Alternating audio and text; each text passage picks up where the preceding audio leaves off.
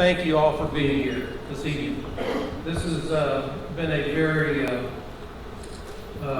contentious subject that we're having to deal with, and a lot of material, a lot of information that's out there is not true. Some of it is, and some of it isn't. But I think, Jim, is this the second informational forum that we've had in the state? Second or third, yes, sir. The second or third one. And we really had to fight hard to get actually the public hearing in at Western Carolina University that will happen next week on the 12th.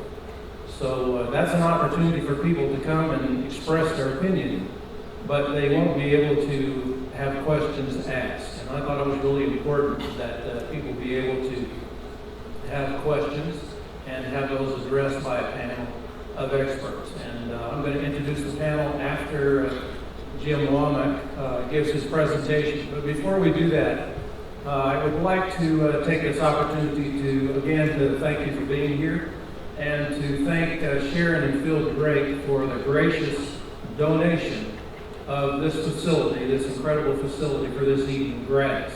It was donated. Thank you very much. This is a community service by them, so if you see them sometime, be sure to shake their hand and thank them. Another thing I'd like to do before we begin is the fact that today, some of you who have been listening to the news have heard that another American was beheaded. And I am so glad, I'm so thankful that we live in a country where differences of opinion are respected and are allowed to be told. And that's another reason why we had this. And so I'm not intimidated by any means for having people here that have a different opinion from my own. I'm glad that you're here. I'm glad that you're part of America, and we celebrate that. In celebration of the fact that we live in this free country, I'd like to just take a moment of silence for us all to think about that American that lost his life and his family, and also America that kind of thing doesn't happen. So just bow our heads with me for a moment of prayer.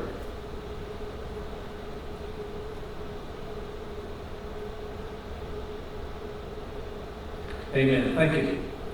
I'd like to introduce Jim Womack to you. Jim is he's the immediate past chair of the Mining and Energy Commission, the part of DENR that is responsible for this, as you see, the title is Shale Gas Exploration, and the rulemaking for this energy revolution that we're having in our country. And in North Carolina, the Mining and Energy Commission is responsible for making those rules. Jim is a graduate of West Point. He got his BS in engineering in 1977, is that correct? Spent 20 years in Uncle Sam's Army and was deployed to, were you in Afghanistan and Iraq both? No, just Iraq. Just Iraq. But I think your wife, who's a lieutenant colonel in the Army, and she's still active? Yes, sir. And she was deployed in which? Both. Both of them. Okay, I knew one of you were, but anyway, Jim and his wife have 5 children. They live in Sanford, down in Lee County. He is a county commissioner there and was elected in 2010, I think. But Jim is here as public service. He's here at his own expense. And without further ado, I'm going to turn it over to Jim. His presentation lasts about 30 minutes. And then after that, we're going to have a panel where we're going to take questions that we'll draw by a random from a popcorn bucket. So, Jim, thank you again for being here, and the floor is yours, sir. Thanks, Senator. And I do thank all of you for coming out tonight. It's a great opportunity for us and the members of the Mining and Energy Commission to do public outreach. It's not part of our formal charter, but it's something that we all relish doing because it's unfortunately one of the things that is overlooked, and I don't think it's intentional on the part of the legislature. It's just overlooked as a part of public service that we don't have the opportunity to go out and educate or to inform the public about the underlying information that goes with the rulemaking. And I think a lot of times there's a lot of misinformation or disinformation that's shared in the public eye, and there's not enough effort that's put out there by the departments in the executive branch to try to correct the misinformation. So I think it's imperative that these commissions, like the Mining and Energy Commission, undertake an effort to try to do the outreach to help set the record straight. Everything I say tonight is going to be purely, it's going to be factual or opinion. And in those cases where it's opinion, I'm going to express it that way. I'm going to tell you that this is my opinion, or this is according to my personal opinion. So I make it, I distinguish that from fact. Where it's a fact, where it's been verified or peer reviewed or science-based, I'll tell you that as well.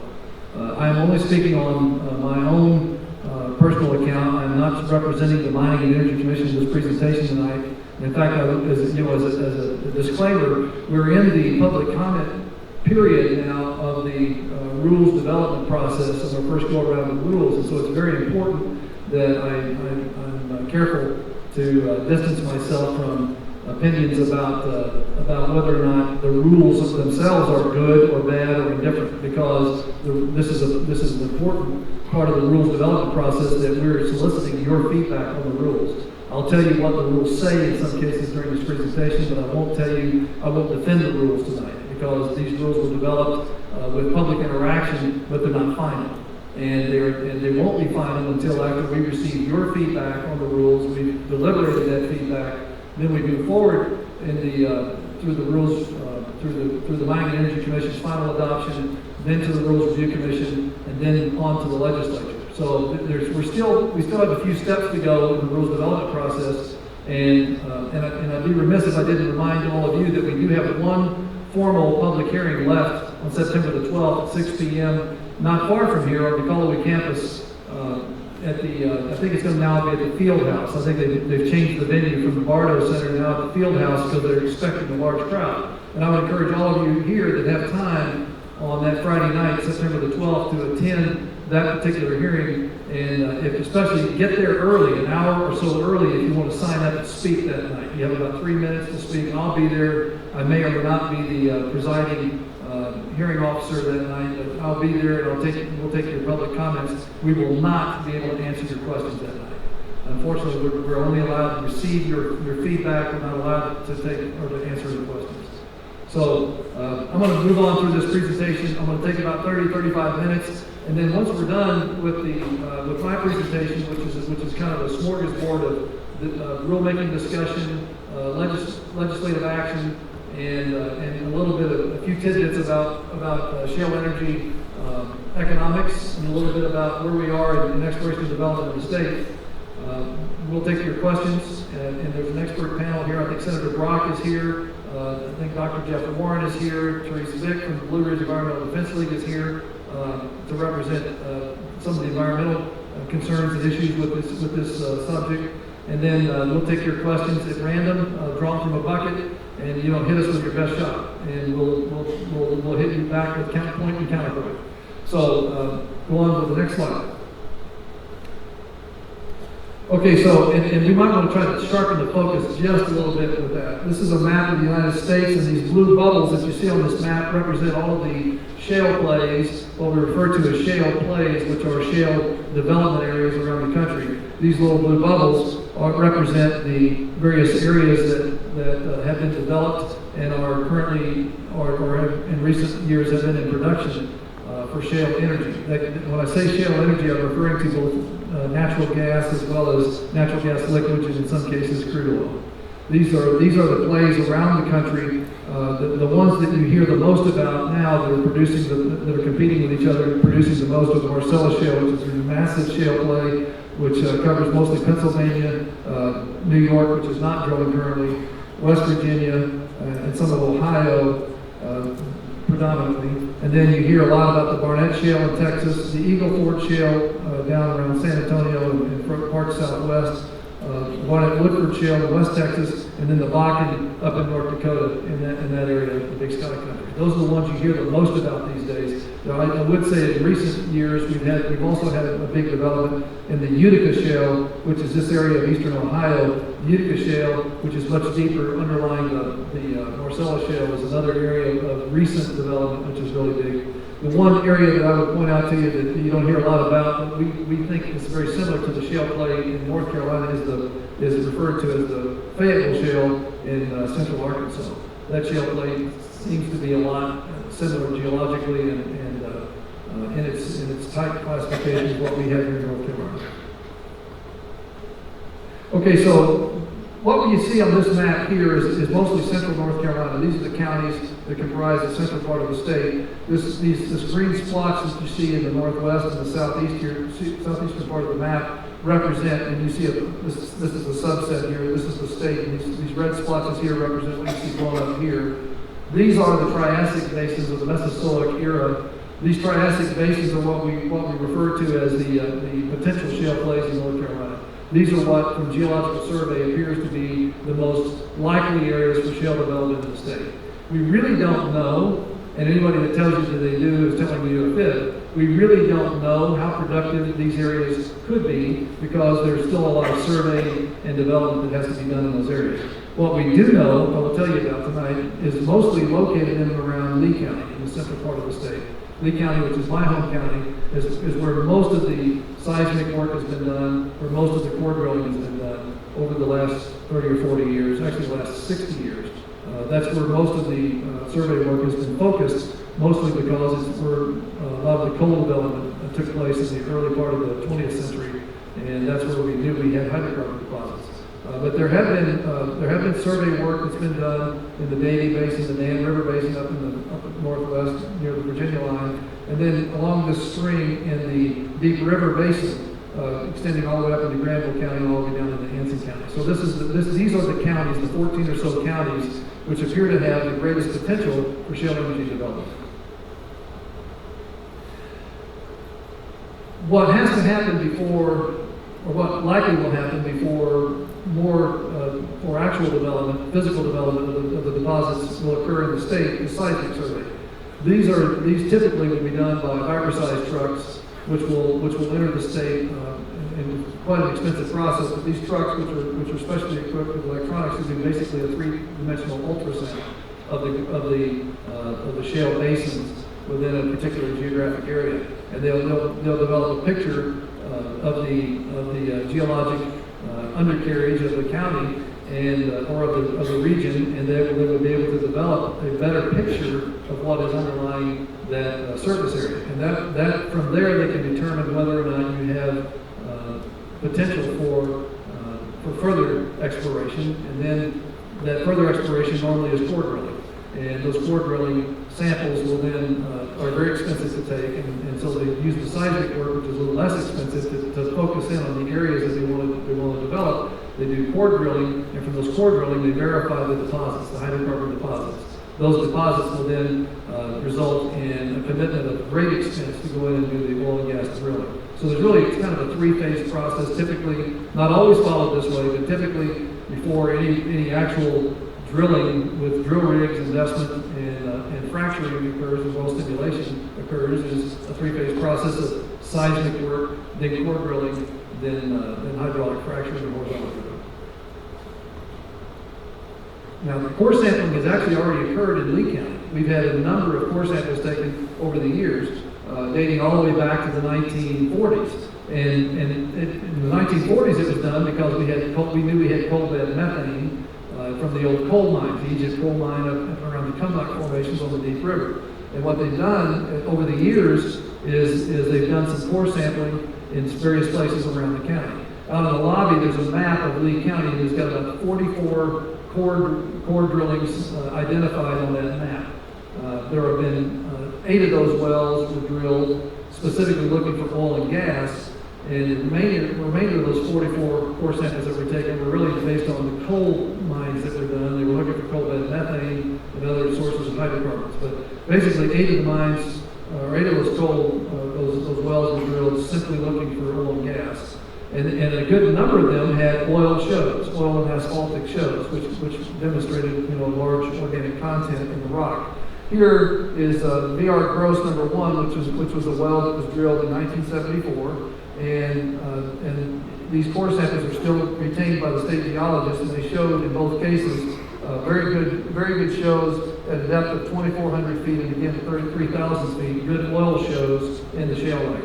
So we know we have oil present in the rock, and we also know that we have gas layers in the rock. That's just from the sampling that was done, physical sampling that was done at that time.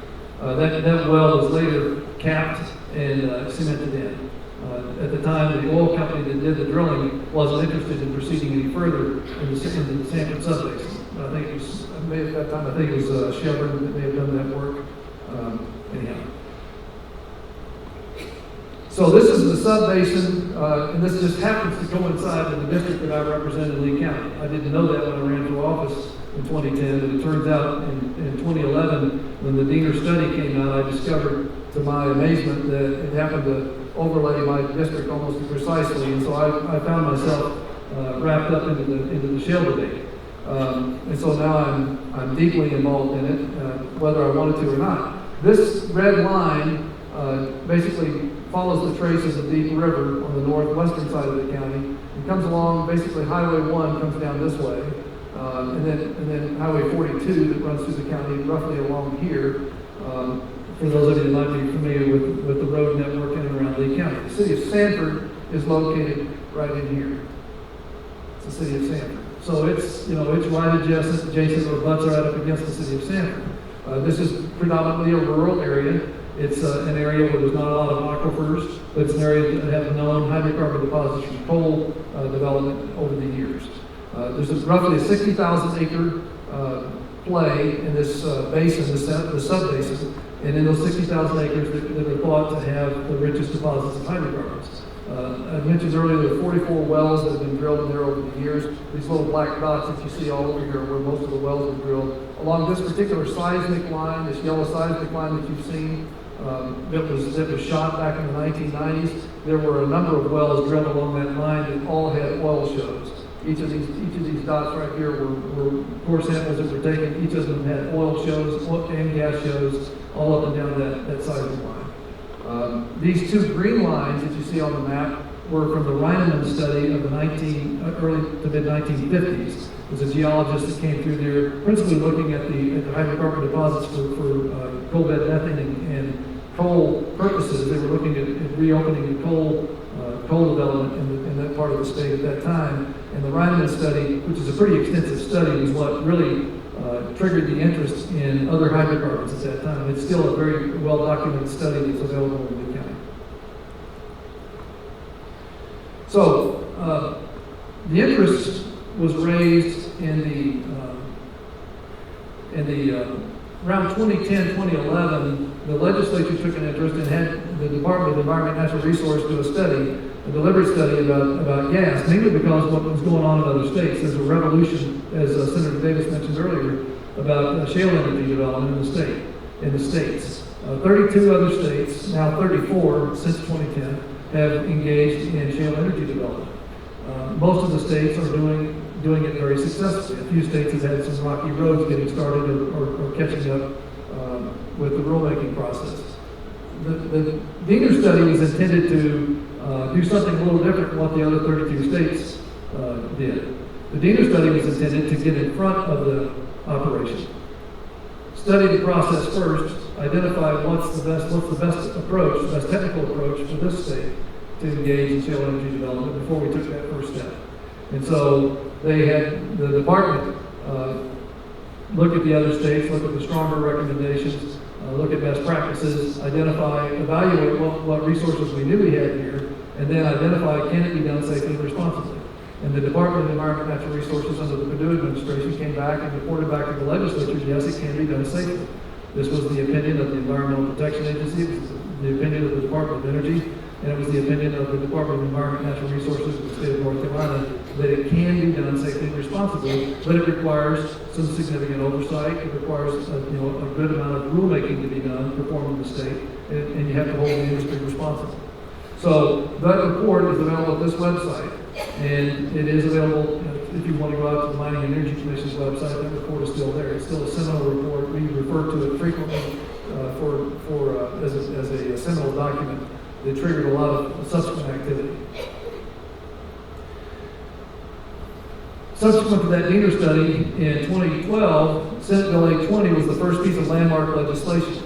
And there was a series of 3 pieces of landmark legislation that came out of our legislature that I consider to be unique in the country. I've looked at what other states have done, all of the other 34 states that are involved in shale energy development. I've looked at all of their legislation that I can get my hands on. I can tell you that no state has done as good a job with legislation as the state of North Carolina. I can tell you that the General Assembly here has looked at what the other states have done, have borrowed best practices, have borrowed some of the best ideas from the other states, and have borrowed, but not only from industry, but also from environmental interest groups, have borrowed some really good ideas about how to establish good energy policy for responsible and safe development of shale energy development. And they've manifested that in a series of 3 pieces of legislation. The first one here was Senate Bill 820, which is now known as Session Law 2012-143. And that particular bill, known as the Clean Energy and Economic Security Act, did these following things. It constituted the Mining and Energy Commission, which I chaired for 2 years. It created the regulatory program, and it set us on a pace of 2 years to create a set of rules, which no other state did. It set us on a pace of 2 years to do a responsible set of rules to guide and direct this state in getting ready for energy development in a safe and responsible manner. Now, it was followed a year later with Senate Bill 76, Session Law 2013-365. This bill further refined some of the existing energy legislation. In addition, it corrected a few things that were left, or that were either done mistakenly in Senate Bill 820, and it also added a few more bits of guidance for the Mining and Energy Commission. It also mandated a legislative review of all the rules before the commencement of drilling. In other words, the legislature said, we trust the Mining and Energy Commission to do it right, but we want a review before you commence drilling. In other words, before you start permitting these companies, we want to make sure that we have the final say, which was a responsible thing to do. Ultimately, the legislature gets held accountable for what happens to this state, and that's a good thing. They also established the Energy Policy Council, which is also good. This state needs an energy policy, a defined energy policy which the citizens are aware of. And then finally, this year, there was Senate Bill 786, which like the 2 bills before it, was not without its controversy. But Senate Bill 786 also, despite what you might have read in the media, was also a good piece of landmark legislation. It had a number of very interesting and very good features that the Mining and Energy Commission actually endorsed, embraced, and supported. And the reason we did is because these were things that corrected omissions or problems from earlier pieces of legislation, but also that helped enable the rules that we were writing to be put into force so that we could have a safe and responsible regulatory environment to manage the industry going forward.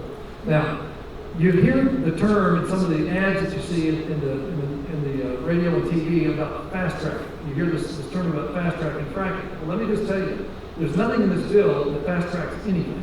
Okay, this bill, if anything, slows down the process by 60 days. Because previously the Mining and Energy Commission submitted to the legislature a set of rules, and once those rules were completed, those rules were then automatically adopted according to the Administrative Procedures Act. And the Administrative Procedures Act said that the legislature could immediately adopt upon 15 days or so of wait time. And what happens now is the 60-day wait time is mandated by Senate Bill 820. So in effect, they slow-tracked fracking when this bill went into effect. So anybody that says that the legislature fast-tracked fracking with Senate Bill 820 or Session Law 2014-4, that's just not true. This bill actually slows it down, and it requires the legislature to put a 60-day addition to the timeline once the final approval of the legislature is done. There's a 60-day moratorium or wait that's imposed on this bill. The other thing that it does is it makes us a professional oil and gas commission beginning in 2015. Right now, we're still combined with the Mining Commission. The Mining and Energy Commission will then be split apart from the Mining Commission, will be fully dedicated just to oil and gas operations beginning in August of 2015. Now, I'm not going to talk all the way through this thing. I just want you to know that the Mining and Energy Commission is a fairly complex organization. It is not just a simple rulemaking body. We have a number of very elaborate procedures that we go through. A lot of it's driven by state law and legislative action, But we have a number of committees, underlying committees, which research and write our rules: the Water and Waste Management Committee, Environmental Standards Committee, Oil and Gas Committee. All these three committees, which have included in the committee not just appointed commissioners, but also subject matter experts from industry, from environmental interest groups, from elected officials and other stakeholders. The School of Government's involved, a number of other stakeholders, universities, and interest groups. These committees actually are the rules production committees. Once they complete their work, it comes forward to the rules committee to shape the content into something that's acceptable for the Administrative Procedures Act. They complete the draft rulemaking, it comes up to the commission for approval. Once the commission approves the draft rules, then it goes out to public comment and into the Rules Review Commission and on to the General Assembly for approval. In addition to the formal rulemaking process, we have other mandated things that we have to do in the form of study groups. This is to help the legislature understand what's going on in the rest of the country and what best practices, what other guidance, what other guidelines we suggest for legislative action, as well as identifying things that need to be studied so that they're well informed, as well as we're assuring them that we're well informed. And these study groups have a number of suspense dates to complete their activity. You can see the list of things that we've already studied and reported on. We have a number of other things that were just given to us in Senate Bill 786 this year that we have to study for next year. In addition, we have an independent stakeholders group that is at arm's length from the commission. That stakeholders group independently reviews everything we do in draft and then gives independent feedback back to the Department of Environment and Natural Resources as a second set of eyes and ears, so we get an independent set of feedback from the formal process that we follow. So we get a lot of independent feedback all throughout this process. And as Therese can verify for you, we also take public comment and public interaction throughout our formal rulemaking process. So there are a number of organizations and people that come to our commission meetings, and they are invited to participate, submit documentation, and to suggest things to us throughout the formal rulemaking process as well. Now, we've accomplished a number of things beginning on 1 August 2012 when we began our formal rulemaking process. All of our rulemaking was completed by April of 2014. In the first go-around of rulemaking, we didn't do what you might consider, some of you might consider to be a complete set of rulemaking. We did everything that was necessary to accomplish the legislative mandate from 2012. We did everything that was necessary to have safe and responsible drilling in the first go-around, but we didn't do everything that you might desire to do in a full and mature set of rules. There are some things that we've got on our wish list of rules that maybe some of the other states haven't done, but that we want to study further and implement over time. Some things in the safety arena, some things in administrative tasks and monitoring, on-site monitoring, some things that we want to implement over time that we need further study.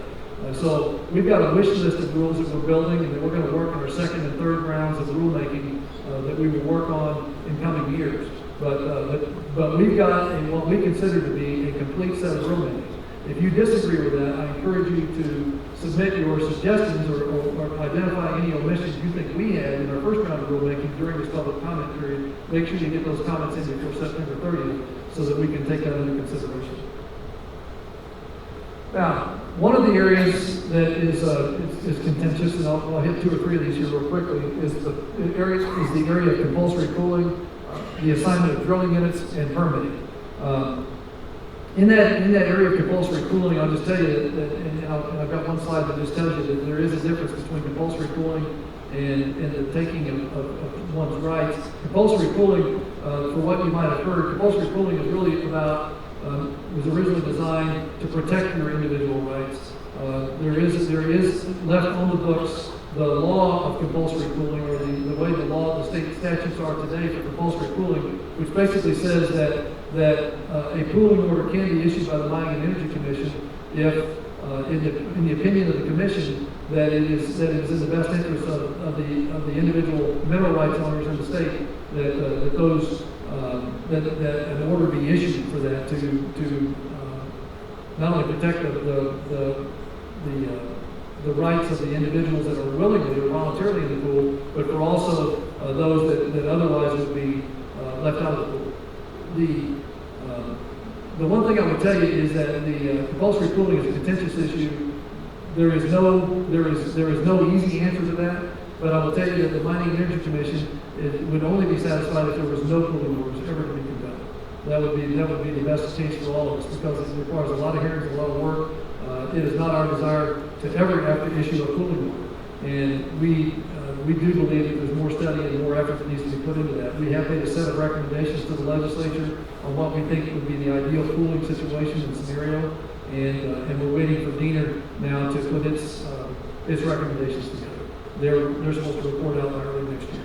Jim, are you willing to take a comment on that? We will be willing to take questions on that if you'll put them in the box in that bucket.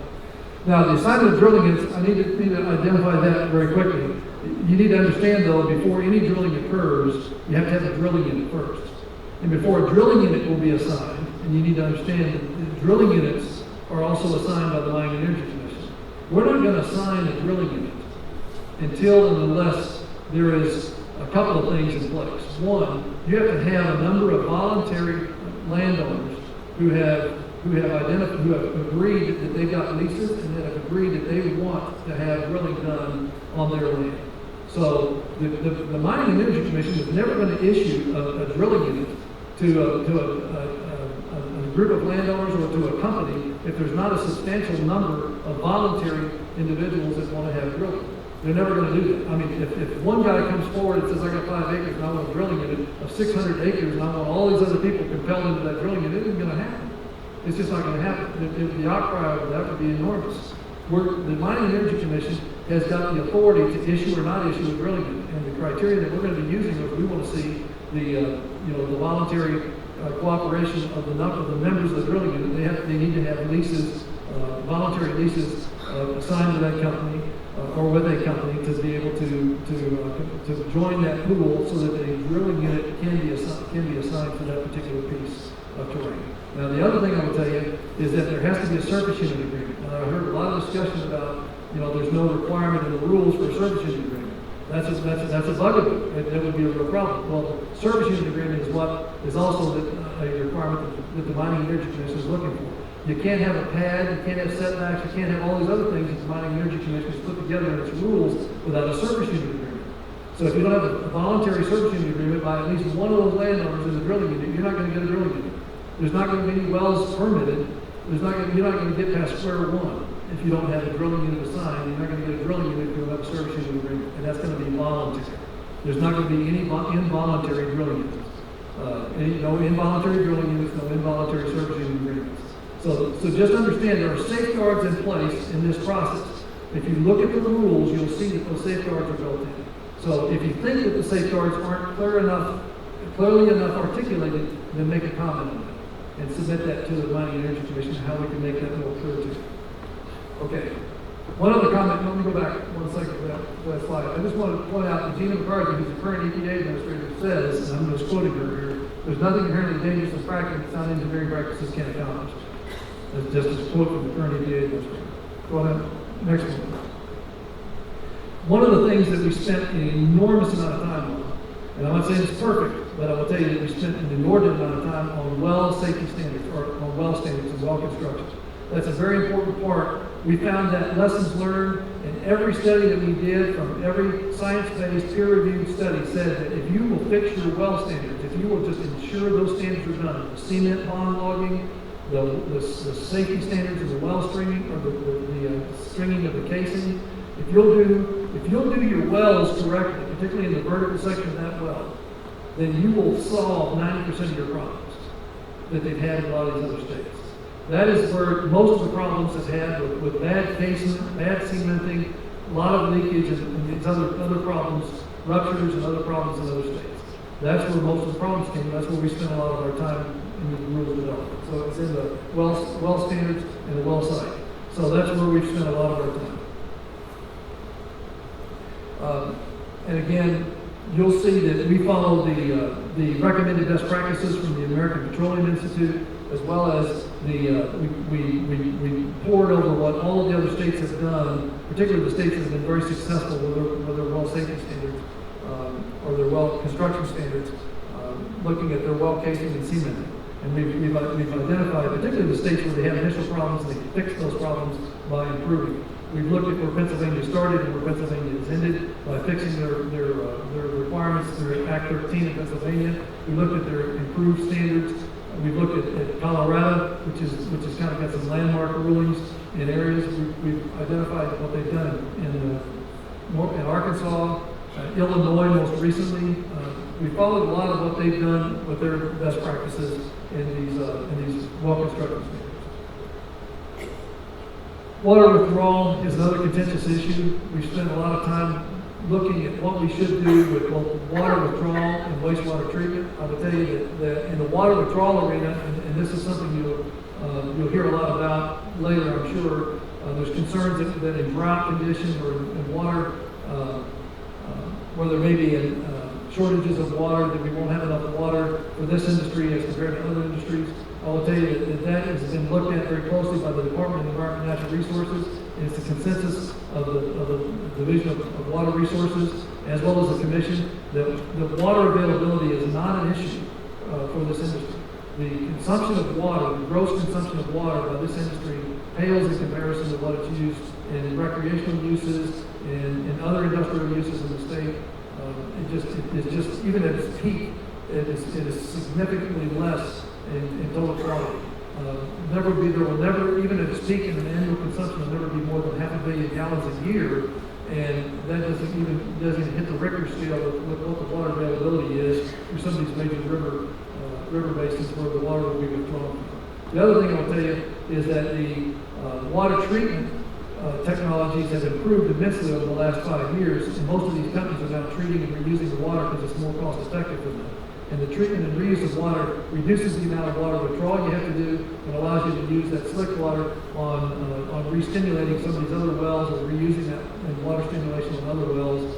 So it helps solve a lot of the trouble that you have in your cost in having to transport water and having to draw new fresh water. So we actually think that our rules have been developed using in consideration of the more modern technologies. We're not going to do any class 2 injection wells to get rid of our wastewater in this state, which has been associated with earthquakes and tremors in other states. We're not going to do any of that in this state. We're forbidding that in our rulemaking, and the legislature has cooperated by banning it formally in Senate Bill 786 this year.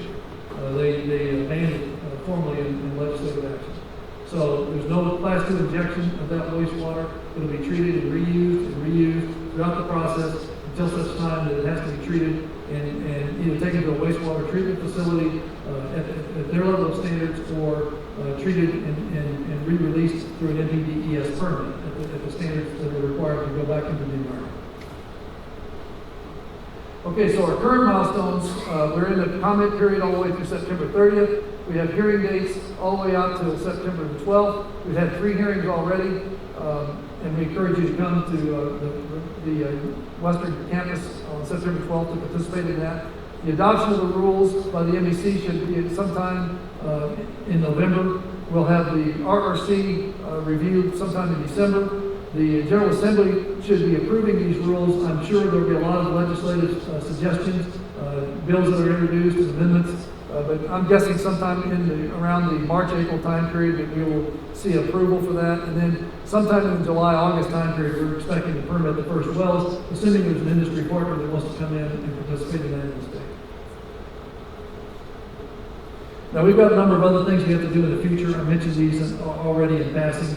Most importantly, I think we need to take a real strong look at the next round of rulemaking, the things that we need to get started on, so that we're continuing to stay up on what other states are doing and what we need to do to fill in any potential gaps we may have in our first round.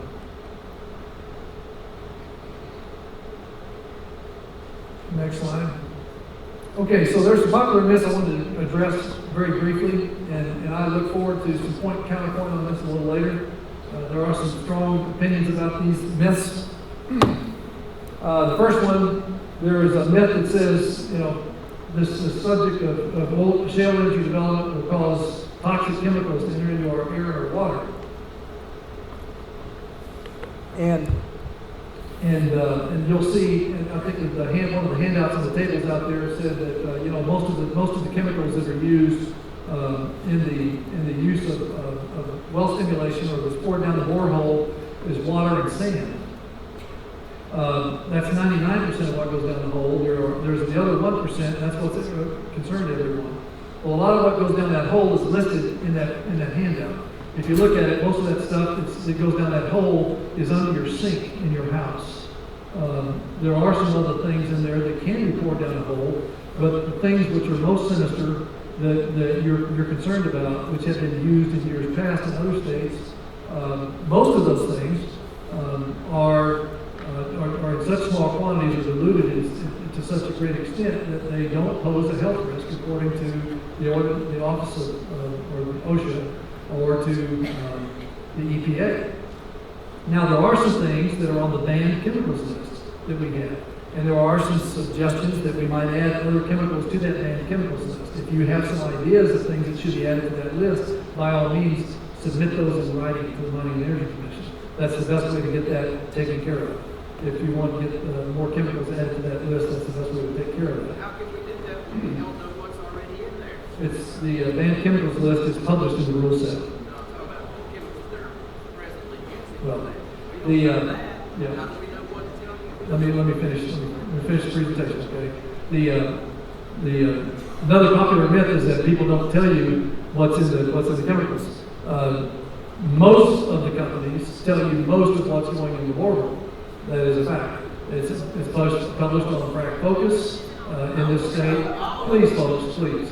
Okay, most of the information is posted on Frack Focus, and in this state is in our rules that it's required to be posted on Frack Focus. If they don't post it on Frack Focus, they won't be drilled.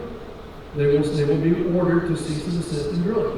Their permits will be revoked, and they will not be drilling in the state of North Carolina. That's a rule. It's also a rule in many of the other states. Frack Focus is the single most used place for public disclosure of chemicals that are used in the drilling process. And it's also, and if Frack Focus isn't used, then they have a requirement, a backup requirement, to have to post it to the DNO website.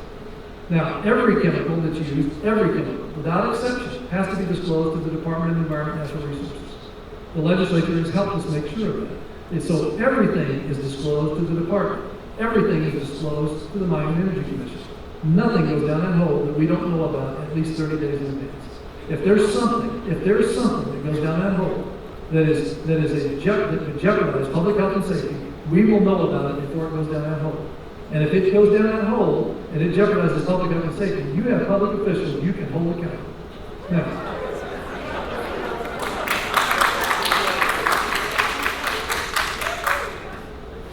Now, there's also provisions in the law for challenges to that. And I would encourage you to go read what those provisions are for challenges, because you do have an opportunity for challenges. Now, if you don't agree with the way it's written up, if you don't agree with the way the legislation was passed, which guided what the MEC does, or if you don't agree with what the MEC's rulemaking in concert with the law, if you don't agree with that, then I would suggest that you write it up. You submit your comments either to the MEC or to the legislature or to your elected officials, because that's the best way to get, that's the best way to get those things changed.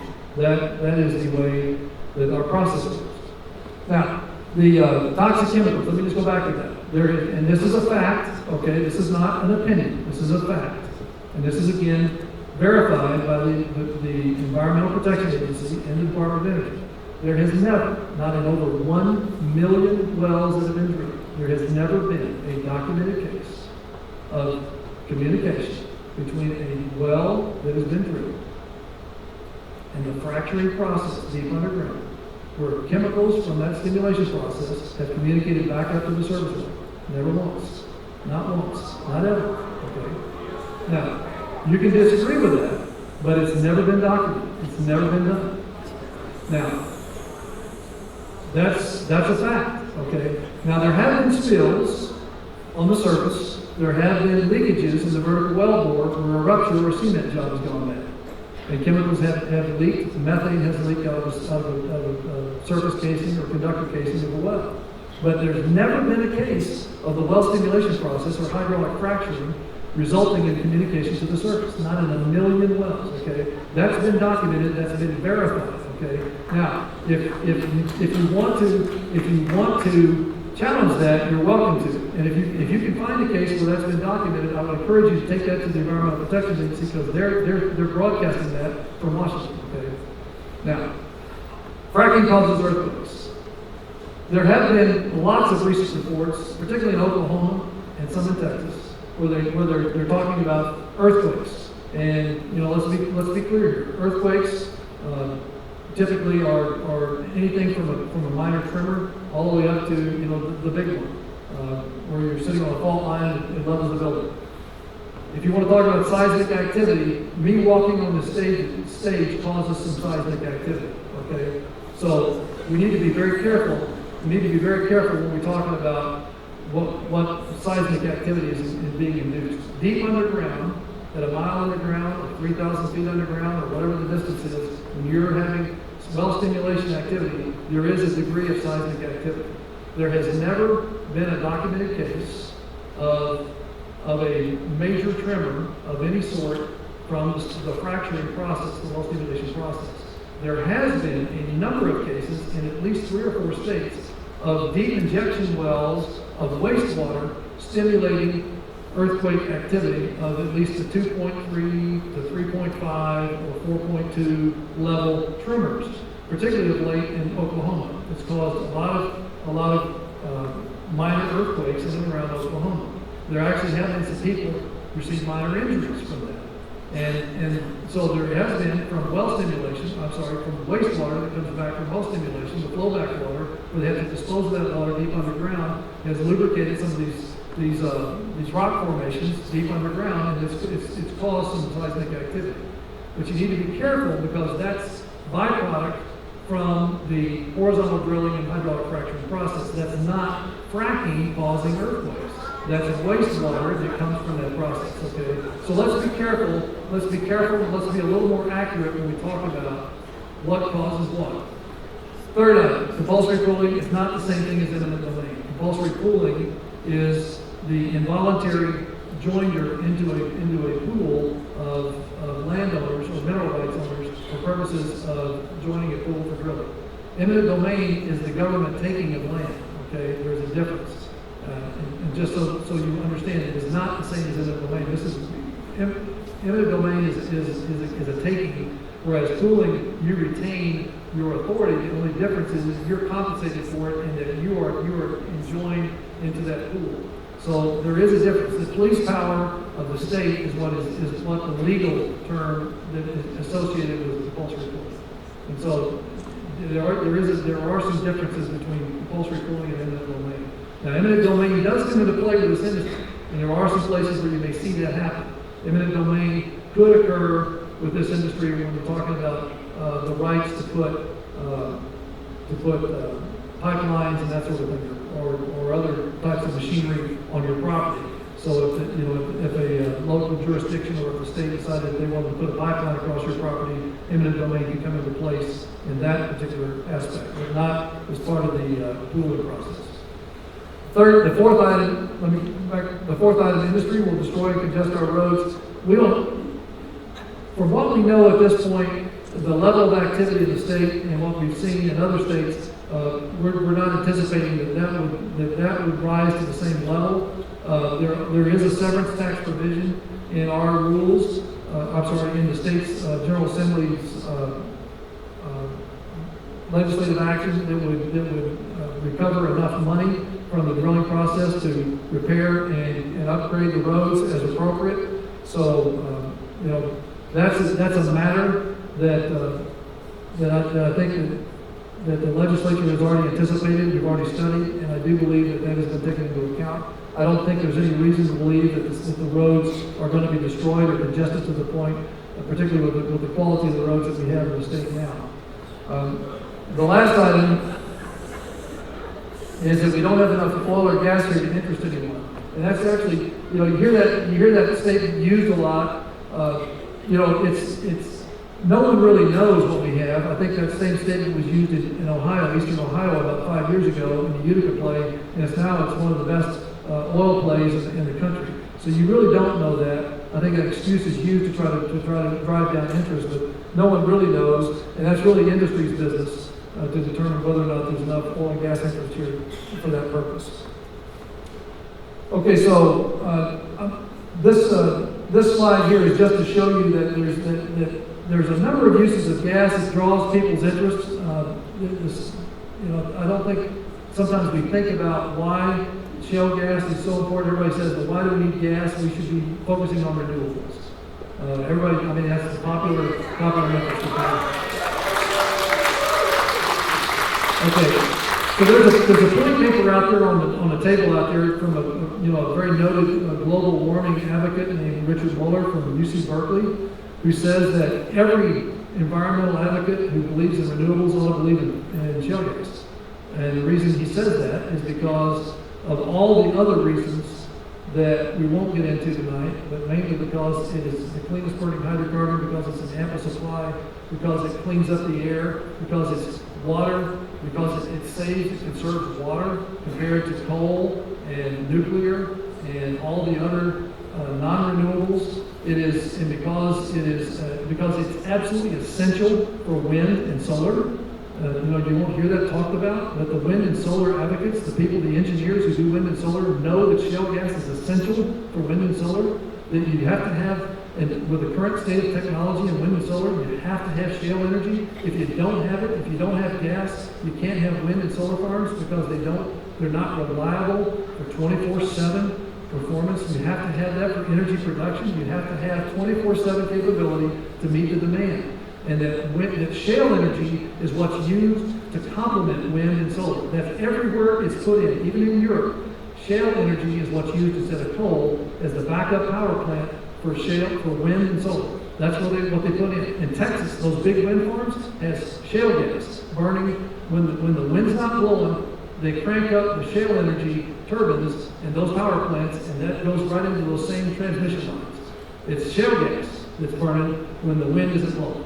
It's when the sun's not shining at night, it's shale gas that's burning in those turbines and going in those transmission lines. That's what they got to have.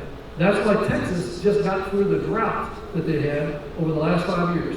100-year drought that they had. They were able to get through it because they shut down 20 or so of their power plants that were powered by coal, and they turned them into shale gas burning plants, which use 20 times less water than coal.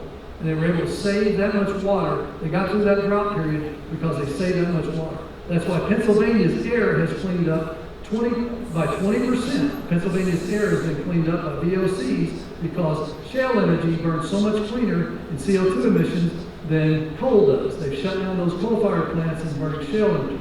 All of these products that come from shale energy, all of these things that you take for granted that you have to use, the clothes that you're wearing, the tires on your car, all these products from methanol, ammonia, hydrogen, ethylene, and propylene, chlor-alkali, all of these products come from shale energy. These products, which are now the manufacturing renaissance in this country, all come from shale energy.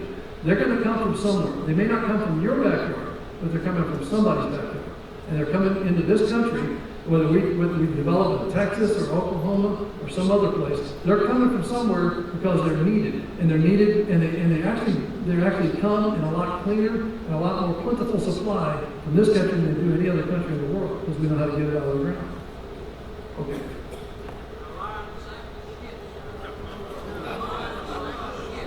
All right, so, and by the way, what I just said is fact.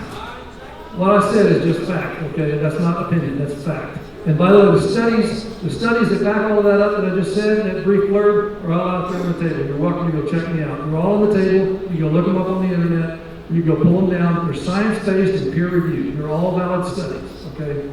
All from noted PhDs and industry experts, as well as acclaimed global warming advocates, okay? I mean, people that study this, do this for a living. I'm just repeating for you what the experts say.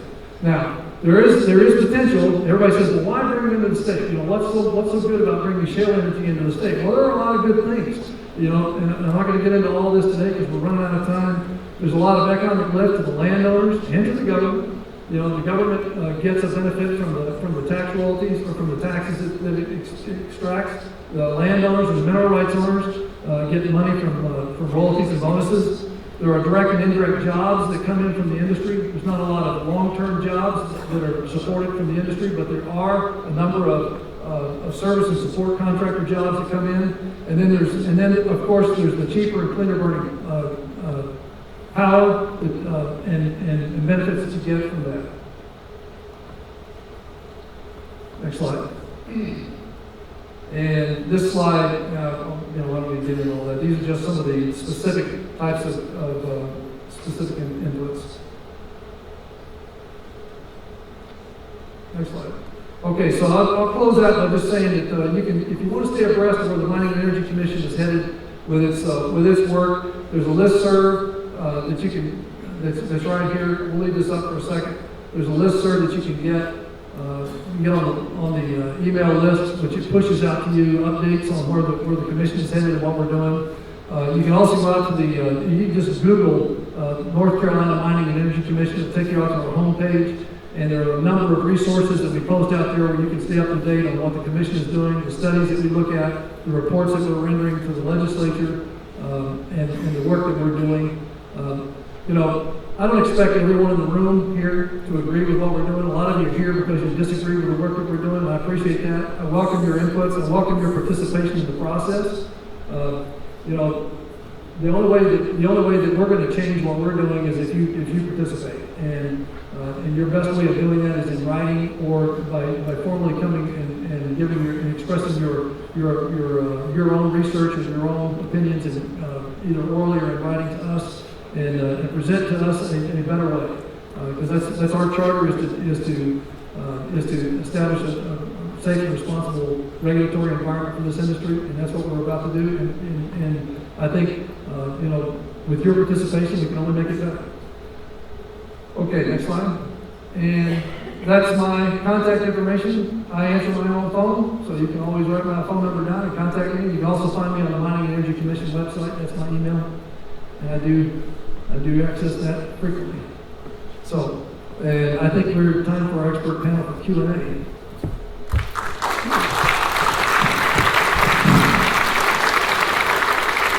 Thank you, Jim. Now I'd like to ask our panel members, Therese Vick, if you'd like to come up, and also Andrew Brock, and Jim will be here as well. And I have our sheriff, our trusty sheriff, has the questions. We're going to just draw them by random. Andrew Brock is... You're one of the co-sponsors of the bill, aren't you? Yes, co-sponsor. Andrew Brock is a senator from Davie County. He was elected in about 2002? 2002. At which time he was the youngest senator in the North Carolina Senate. So he's on his 6th term now.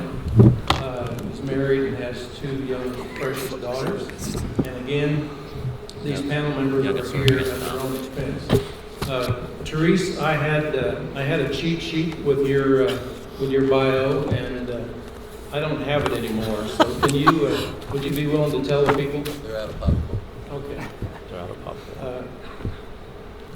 Sure, thanks. I'm Therese Vick. I'm the North Carolina Healthy Sustainable Communities Campaign Coordinator for Blue Ridge Environmental Defense League. I work out of the Raleigh office, but I travel statewide, particularly on the fracking issue, and have followed the rulemaking process almost since it started. And very happy and proud to be here. Thank you. Thank you for being here. Jeff Warren is on the staff, the Pro Tem staff, and he's an advisor on science issues. He has a PhD in geology, is that correct? And you already know Jim. So let's get right to the questions. And Teresa, I'm going to ask you to draw the questions for me. Okay, how many acres is a typical well drilling pad, and does that include a clear-cut buffer zone? The typical drilling unit will be around 600 to 640 acres that can be adjusted. The pad itself will normally be required to be around 6 to 8 acres.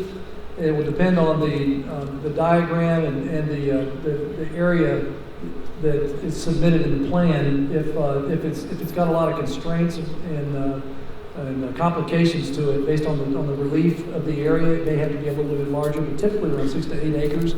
You have to meet all the setback and separation requirements. Thank you. Anybody like to add to that?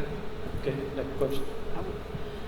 One of the things that's important to note is that the setbacks from the wellhead, not from the drilling unit, to occupied dwellings is 650 feet. For high occupancy buildings like schools is 650 feet.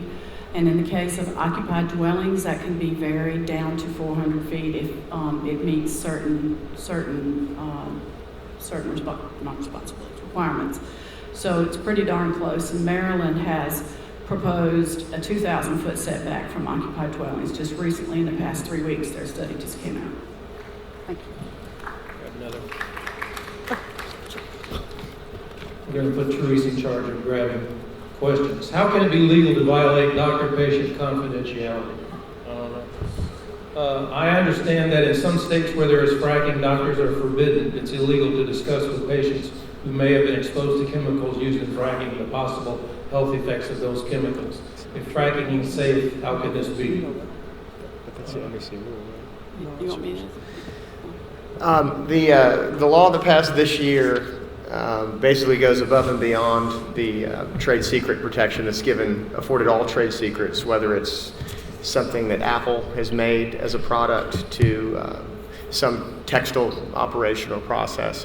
And the legislature this year went above and beyond that requirement and put in statute that emergency responders, the state geologist, the head of emergency management, all emergency responders, and all physicians have to be provided that immediately, and the doctors can provide that to the patient, and that is in the statute. So the short answer is they do not violate doctor-patient confidentiality. And in the legislation, it's not 100% clear that first responders and medical providers, who they can exactly disclose to. As a matter of fact, when the bill was introduced initially, it was proposed that people that inadvertently or inappropriately disclosed so-called trade secrets would be charged with a felony. That was reduced to a Class 1 misdemeanor, which can still result in jail time. My son is a fire chief back in Eastern North Carolina, and they're pretty darn unhappy with that because it's not even clear that he could even debrief his department if there was a spill or emergency, which they typically do for something big. I'll follow up. The Department of Emergency Management is tasked with holding these data, and prior to the passage of this law, none of these data could be disclosed at any time to any person under any condition. So this was the first time that we've gone above and beyond the trade secret law to provide some relief in there, and we'll continue to look at that. And in one instance, North Carolina does have the strongest regulation in the United States, because no other state provides for it to be a criminal offense. It's usually handled in civil courts. A Class 1 misdemeanor can result in jail time, and it can result in a record. Well, let me just say, that's, I understand the concern there, but the truth is that a disclosure, a willful and intentional disclosure of a trade secret of any sort was already a criminal offense, and that is in every state. That is in every state. If you willfully and intentionally disclose a trade secret of any sort, whether it's in this industry or any other industry, that's a criminal offense, and you can actually be fined or go to jail for that. In this industry or any industry. And so, the fact that it was called out in the law here, I understand that there's people that are upset about that, but it was just made clear that it's a criminal offense. Thank you. It's an offense in Texas. And trade secret laws, folks, ask the experts. I will tell you, there are 2 experts that served on the trade secret subcommittee with me in the Mining and Energy Commission that looked, and I've consulted with law experts all over this country about trade secret laws. I will tell you, look at the studies. Every state has trade secret laws. Every state follows those trade secret laws. You have trade secrets at work every day in this state. They do. They have trade secrets that affect other people's health every day in this state. And just because I know there's sensitivity about this industry, but there are other industries that also affect your health that have trade secrets that are protected every day in this state. If I would ask if you have a question that you'd like to address the panel, fill out a card. We have more cards available, and we will address that. Okay? The next question: if county boards of commission try to pass zoning regulations, that is, prevent fracking, Are they going to compensate the private property owners for their mineral or oil gas exploration rights and resources? Well, the bottom line is they cannot prevent it, you know, because every local government entity in North Carolina is a subset of the state. So this couldn't happen. Anybody else like to address that?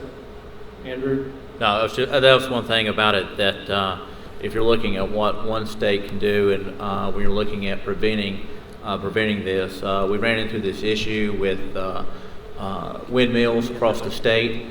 People thought that generating of wind energy would be great, because we had a certain few places in North Carolina that had sustained winds that would have a some type of windmill system set up.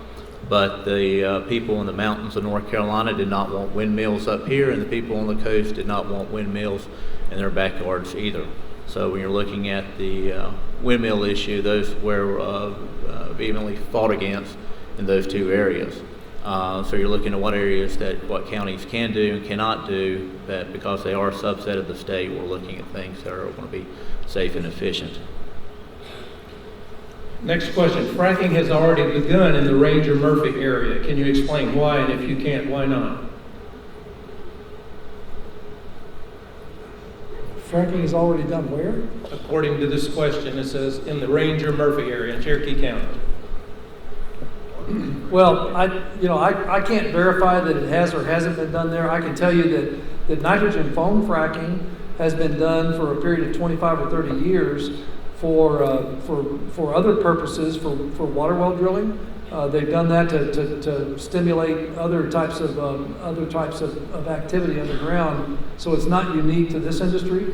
There have been forms of hydraulic fracturing used for various and sundry purposes around the country, not just for oil and gas exploration.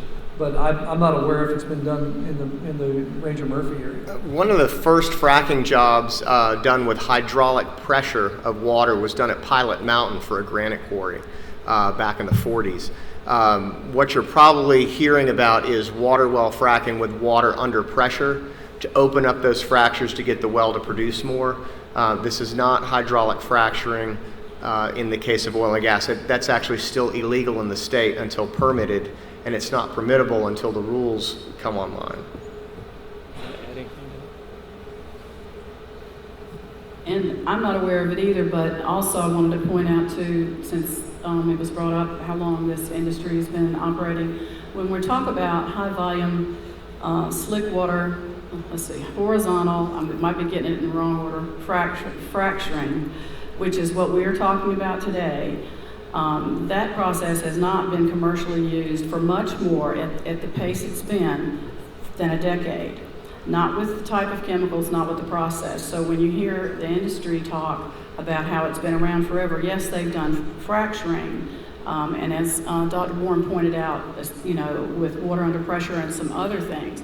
But the horizontal laterals, the high industrial, the large amounts of chemicals and water and the other unique features of this process are probably about a decade old. Next question. Where will the water be stored after the fracking procedure, and what is the composition of the chemicals, and is radiation used? And I have the name, but I will let you remain anonymous. Well, three-part question. The water currently in the rules, the water storage can be done in two ways. Can be kept in closed loop systems, or it can be done in highly regulated reservoirs or these lined pits. There is we're getting a lot of feedback about the pits.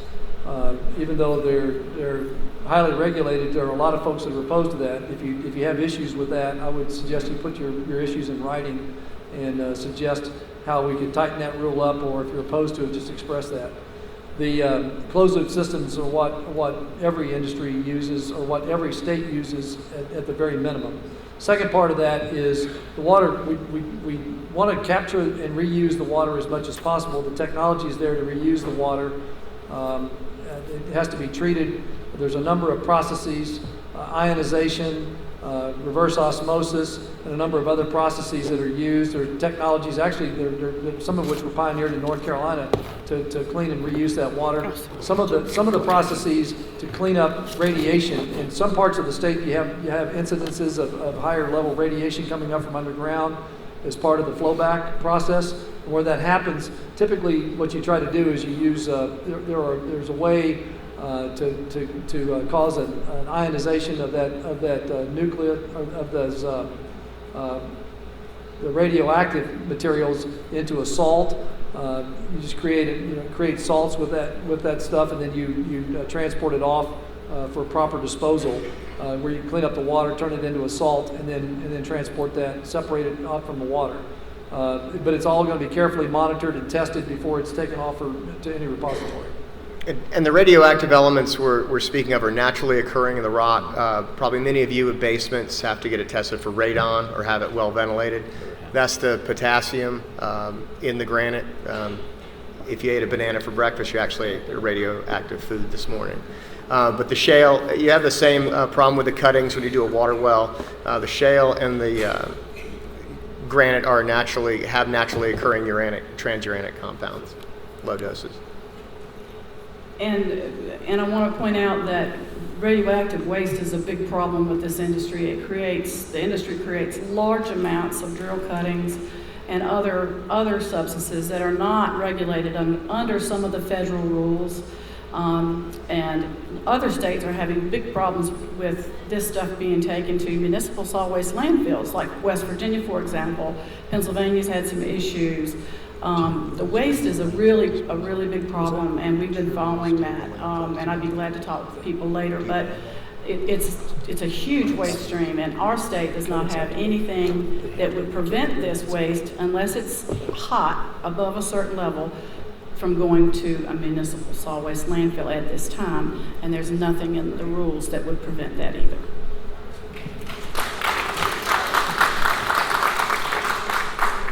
Studies by researchers at Princeton, Columbia, and MIT found that infants born within 1.6 miles of fracking sites were nearly 60% more likely to have low birth weights.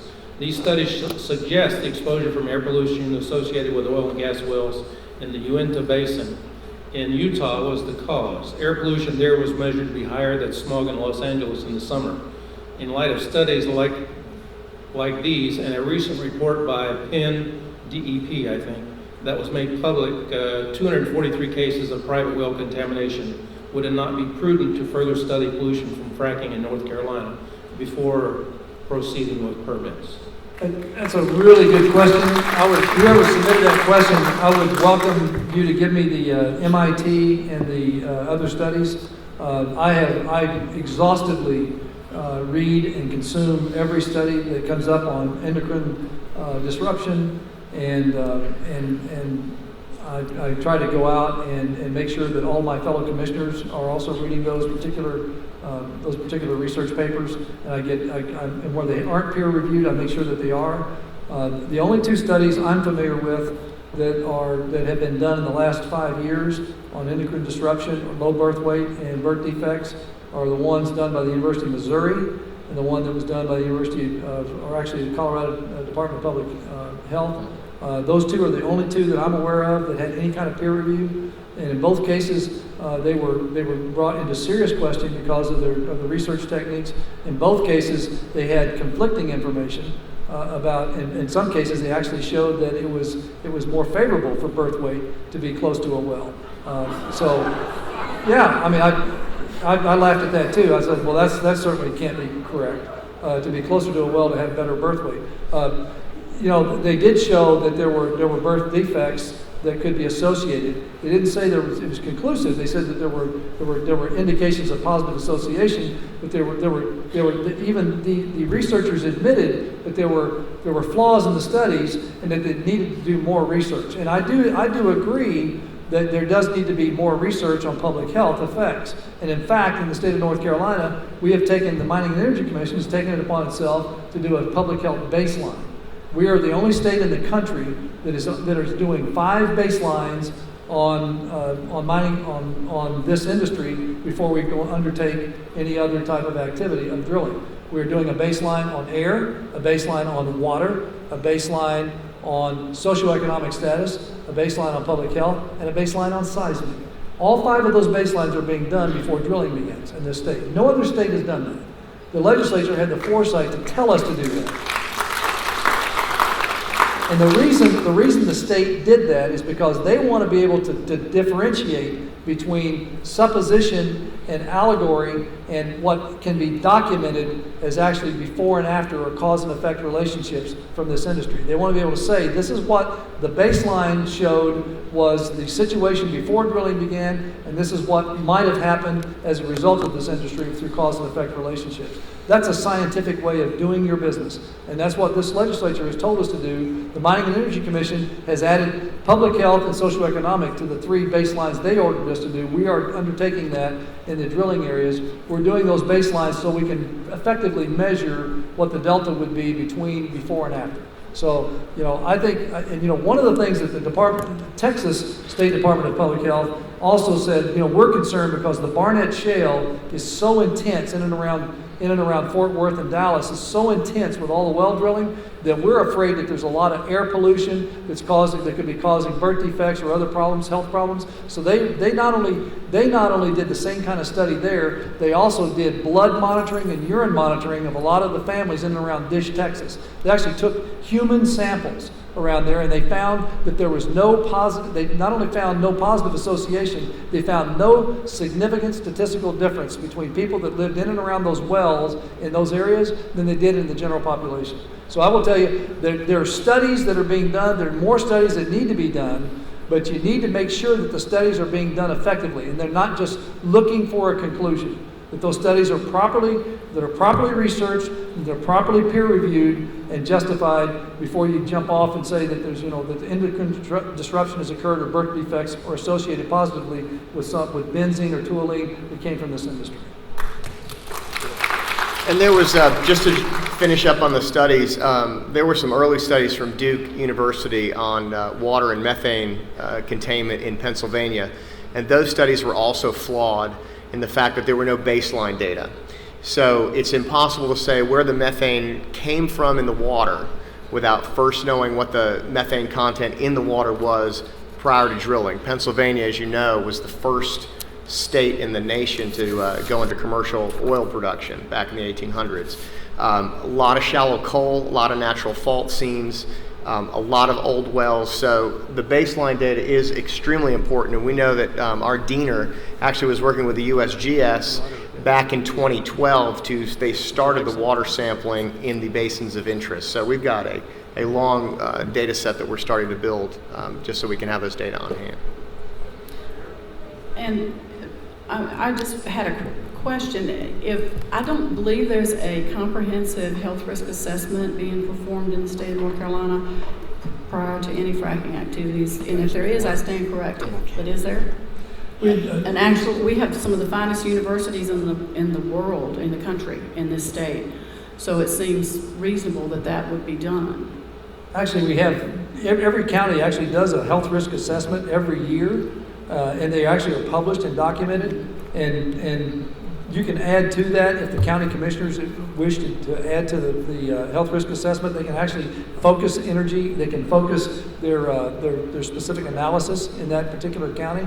It's a matter of how much you want to fund it and how much and what the extent you want to go to in collecting data on it. And I'm going to divide this up to address a couple of other comments. Air quality is a really big problem, and there are studies almost every day that are coming out, reports and studies that are showing that even in areas that don't have huge explosions of well, explosions of well development, that air quality is a problem. And when I was talking about the Maryland study that came out, that they're doing some public health stuff, they're looking at fracking there too, and they recommend a 2,000-foot setback because they found that air quality, there was a high risk of public health being negatively affected by air quality with the workers and with the folks who lived in the vicinity of these facilities. Just the other day, NIOSH released a report that has shown that workers their urine is being tested, and they're finding benzene where they've been exposed to those emissions from the diesel trucks and from what comes up from underground on site. There's a real big concern about the worker safety. A lot of these workers are transient. They may not have insurance. They may go from company to company. So, and benzene causes leukemia, causes a whole host of other problems. So it's a pretty serious issue. And the last thing I'll say on this, since we talked about water contamination, on August 28th, some of you may have seen a news report, but I actually went and downloaded this information from the Pennsylvania Department of Environmental Protection. These are 243. Now, I will be honest with you, I have not looked at every one of them, but 243 instances between, I think, like 2008 and up as late as August of this year, 2014, where well water has been impacted in one way or another from hydraulic fracturing activities, and I'm talking about the activities that occur on the site. Several of them had baseline testing, and methane had been found to increase to the point, because of their presumptive liability, and because the DEP investigated, they feel like the wells were, the methane in particular. There's also another instance where some fracking chemicals were found in a well this year, 25 feet away from the wellhead. So I will look at all of these. I've looked at about 20 of them, but there is evidence out there, but the DEP had to be taken to court before they release this. The great thing about North Carolina in this process of when we're talking to other states is that we're doing, our rules are following their problems they've had in other states. We're not doing that. We're not doing this. We don't have this process happening here in North Carolina. We're taking the best practices of all these other states, and we're late to the game. But the thing about it, we're doing it the right way. We're taking input. We're looking at what did Pennsylvania do right, what did they do wrong, what's right in Texas, what's not right in Texas. Looking at the baseline data. Now, I'll say when we're looking at this test data, and I've been criticized about it, about putting more money into testing. I come from a very, very small area. It's probably the smallest basin in the entire country. But my family fought and died for that land. And I pointed to them and said, I don't want y'all messing up my land. Even though I don't own it, my family does, and I'm not heir to it. I said, I don't want y'all messing it up. And so we are coming to this game late, real late. But we won't have some of the other issues. Will something pop up? It always does. But we want to make sure that our first responders are taken care of. That's why we have the Department of Emergency Management Services taking care of those issues. This is why we're having this long process. The state of Arkansas had over 100 drills in the ground before the first rule was passed. They have to go through this entire process. And it's not an easy process to go through. Plus, we have a bad actor clause. If you were in some other state, that's where they'll be from, because they have experience, and you messed up in that state, not North Carolina, sorry, go somewhere else. See, we're pretty strict, and if we could be criticized, it could be that we're too strict. And I'll say this, if you're looking at what we're going to do to survive, and we're looking at where we are, I came to these mountains about 20 years ago to go to school up here at Western Carolina. When part of my family moved to North Carolina, they moved because of the fall line of the water and created the first mill in the South, in Lincoln County, because of energy. We're enjoying lights tonight and air conditioning because we do have that base load capacity. I have the oldest coal mill pond in the state of North Carolina in my district. We switched that to natural gas. We all enjoyed air conditioning. We all enjoy lights. We all enjoy energy. But we've got to have a process of how we can coexist in a very efficient way, in a very environmental friendly way. Because I don't want my land messed up. Because that same very land that we're sitting here, that we're passing legislation that could be a part of it, and actually it's not part of the basin, we're too far away from it. The federal government tried to take it back in 1988 to put a low-level nuclear waste dump on it. And we said, wait a minute, we've got some process that we need to go through while you're doing this. And that didn't go through. But with this, that's the reason why I got so involved with it, because I do have a lot of people I go to church with and a part of civic organizations with. And they want to make sure that we have the safest process possible. But at the same time, they know that jobs are dependent upon this. My district lost more jobs in the United States than anywhere else during a recession. I lost 4,600 jobs in one night at Pilatex. What stands on those ruins now of the mill? The North Carolina Research Campus, where they are doing studies of children and babies and their birth weight.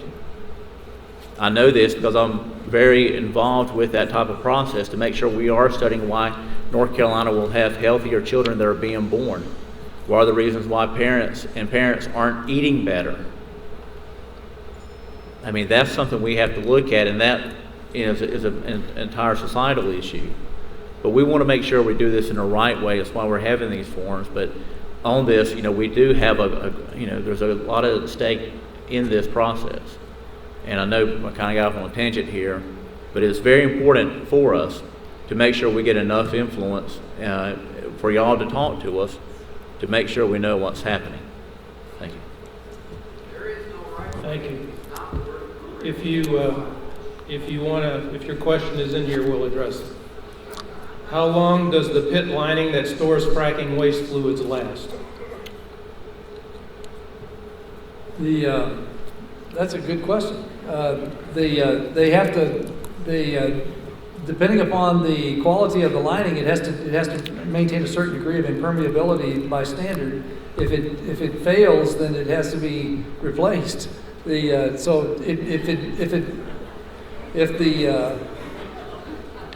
mean, you may laugh at that, but the fact is that how long does the tire on your car last? Okay, if it doesn't last, then it fails. Okay, then it gets replaced. The point is that you can't predict the degree of or the period of time that a pit liner is going to last. It's tested and it's monitored, and when the pit liner is no longer maintaining the integrity and the permeability the impermeability that is required, then through the monitoring system that's established on that pit, then it has to be replaced. And there are safeguards in place on that pit.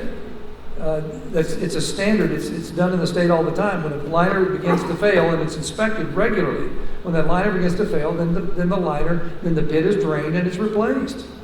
It's no different than any other industrial process. But contextually, the fluid reservoirs here are temporary. The pad gets constructed, the pits get dug, they get lined. The rig is there. I think right now we're seeing rig turnover in the Eagle Ford Shale and the Barnett about 21 days. The rig's gone. All that's left is a Christmas tree. The pits are closed.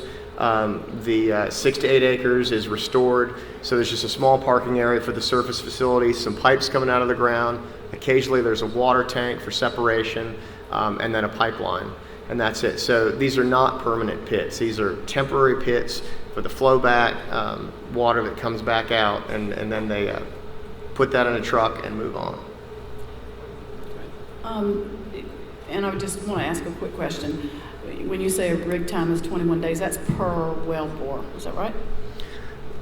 Correct. And I have heard it mentioned at Mining Energy Commission meetings that there may be up to 8, 10, 12.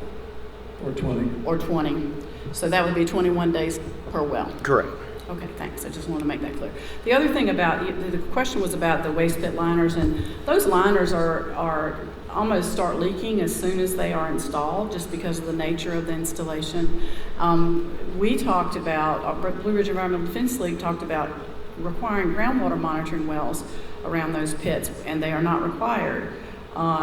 There is a collection system, but I will tell you that in Pennsylvania, just recently also, a lined pit failed and contaminated a drinking water well not too far away.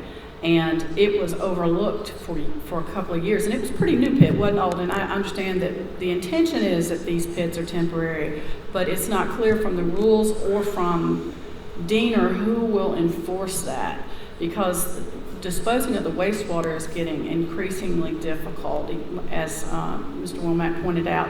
At some point, it has to be dealt with. It gets more concentrated, more toxic every time they re-inject it. But at some point, it has to be dealt with, and it's becoming a problem. So we can't be sure that how temporary, you know, what is, how temporary is temporary as far as enforcement and the requirement for them to be closed, and who's going to see to that. How is a home and private well owner to monitor their well if they don't know what chemicals to test for? Okay, so there is a series of analytes that are prescribed. First off, there's a battery of 6 tests that are going to be performed over the life cycle of that well, out to a distance of half a mile from each oil and gas well. All water wells will be tested, and a series of analytes, which is very, very extensive, the most extensive of all the states in the country. That series of analytes is reduced down to what we call a list of canary chemicals after that, which are indicators from any oil and gas well. And I say this in as non-scientific way as I can. The list of canary chemicals, and this was kind of checked out with our chemical experts. You can have a smaller list, a subset of analytes that you can test for in water well testing, which will give you an indication if you've got contamination. That list would give you an indication of the likelihood that you've got contamination of any sort. It would be an indication of leakage from a number of sources. Now, I don't know that it's 100% proof positive that you have tested and you can detect any type of chemical of any sort, but it certainly is what we call the canary list. It would give you the likelihood that you've got leakage coming from a water well. You're not going to get one chemical and only one chemical from leakage from hydraulic fracturing or horizontal drilling. You're going to get a number of analytes that are going to enter into your well, and water and other biocides, surfactants, that sort of thing are going to leak in there, or going to leach into it if you're going to get anything. And so that's the idea, would be to have a list of reasonable items that we call canary chemicals that you would test for that would give you that indication. Methane is one of the items that is tested for. There are a number of other VOCs and chemicals that are tested in that list. They're tested at periods throughout the life cycle of the oil and gas wells, and they're tested independent of the oil and gas company, so that they don't have any influence over that process. Kind of analogous to a complete blood count when I go see my physician for a checkup, I guess, is what you're saying. Senator, a few more comments. We did a couple of amendments this year on the floor. One Democratic amendment, which was a great amendment, was to increase the number of samples in the private water wells and any potable water source. I believe it's now up to 6 within a 48-month period of drilling. Another amendment from one of our Democratic senators, because this was bipartisan legislation in both chambers, was that the banned chemical list that came up earlier in the commissioner's discussion, the state geologist has to compare the full recipe, okay, even trade secrets, because that goes to the state geologist and the head of emergency management. The state geologist has to compare the full list of chemicals to the banned substance list, and then issue a certificate of letter, I think within 15 or 30 days, that nothing in that trade secret data is on the banned chemical list at the federal level. And if that letter does not come through, no permit gets issued. So we had 2 really good changes there on the floor. Again, we have the largest water well testing diameter in the nation. Pennsylvania is at 5,000 feet. We're at 1 mile, okay? And there was some confusion. People like to say we cut it in half, but there was some confusion in the legislative language from last year about diameter versus radius, and we were trying to match Pennsylvania at the time, which was 5,000. When we amended the language this year, we went ahead and upped it to 1 mile, so we could be the most restrictive state in the nation for the area around the well bore. And I would add to that we test for more analytes than any other state. We test every water well within that radius. No other state tests every water well. Some states only test 2 or 3 sample wells within that radius, and we test more frequently. We are the most tested state in the nation when it comes to water well testing. And didn't you all have discussions about tracer fingerprints? And we also are the only state in the country that encourages the use of tracer technology, which we think industry is going to embrace because it's in their best interest to use tracers as well. There's a really neat startup that's coming out of Duke University research that uses biological RNA to come up with individual fingerprints for wells. And the Mining and Energy Commission had the foresight to go ahead and address this in the rule, where each well will have its own unique fingerprint that can be analyzed. So if somebody wants to say, I think I've got a problem with this well, you can go back and actually look at the data and see whether or not that exists, that fingerprint. Are some of the researchers on that project some of the same ones that did some of the earlier tests on methane? I believe that this was a handful of graduate students that have since graduated, and I forget the name, and this is by no means an endorsement because this is happening around the country, but I believe they were the ones that brought this forward. So I thought I remembered that Dr. Van Gosh something, but I wanted to mention something also that happened very recently in July, and I'd have to go back and check that. But when I'm getting ready to tell you, I don't have to. That there was a fire and a spill on a site in Ohio, and it killed 70,000 fish. 25 homes had to be evacuated. The fire department was very frustrated by the lack of communication, and the EPA did not receive the information from the company and or Halliburton for 5 days. Their Oil and Gas Commission had the information, but it was not communicated to their environmental department in Ohio or the EPA. The fire department was not advised. The records that were required to be kept on site, they were on site, but they were in the trailer that was on fire. But one of the things I wanted to point out was that one of the chemicals, and this is a big concern, a lot of the fracking chemicals have never been tested for harm. There are dozens of them that are known carcinogens and they cause other problems, but not all of the chemicals have been tested for harm. One of the chemicals that this fire was just talking about, there was not even a standard EPA test for. So they couldn't even test the water for it until they got a hold of the manufacturer to find out how to test it. That's part of the problem with this issue. So I just wanted to let you know about that. And she raises a really good point, and I would tell you that we anticipated that when we had a very lengthy discussion about emergency notification, emergency action. I had that very conversation with my emergency services director in my county, and one of the things that we insisted that we have involved in our rulemaking and that we've collaborated with the legislature to make sure of is that in their law and in our rulemaking we have provisions that we have to be notified. The Mining and Energy Commission has to be notified 30 days in advance before the use of any chemical.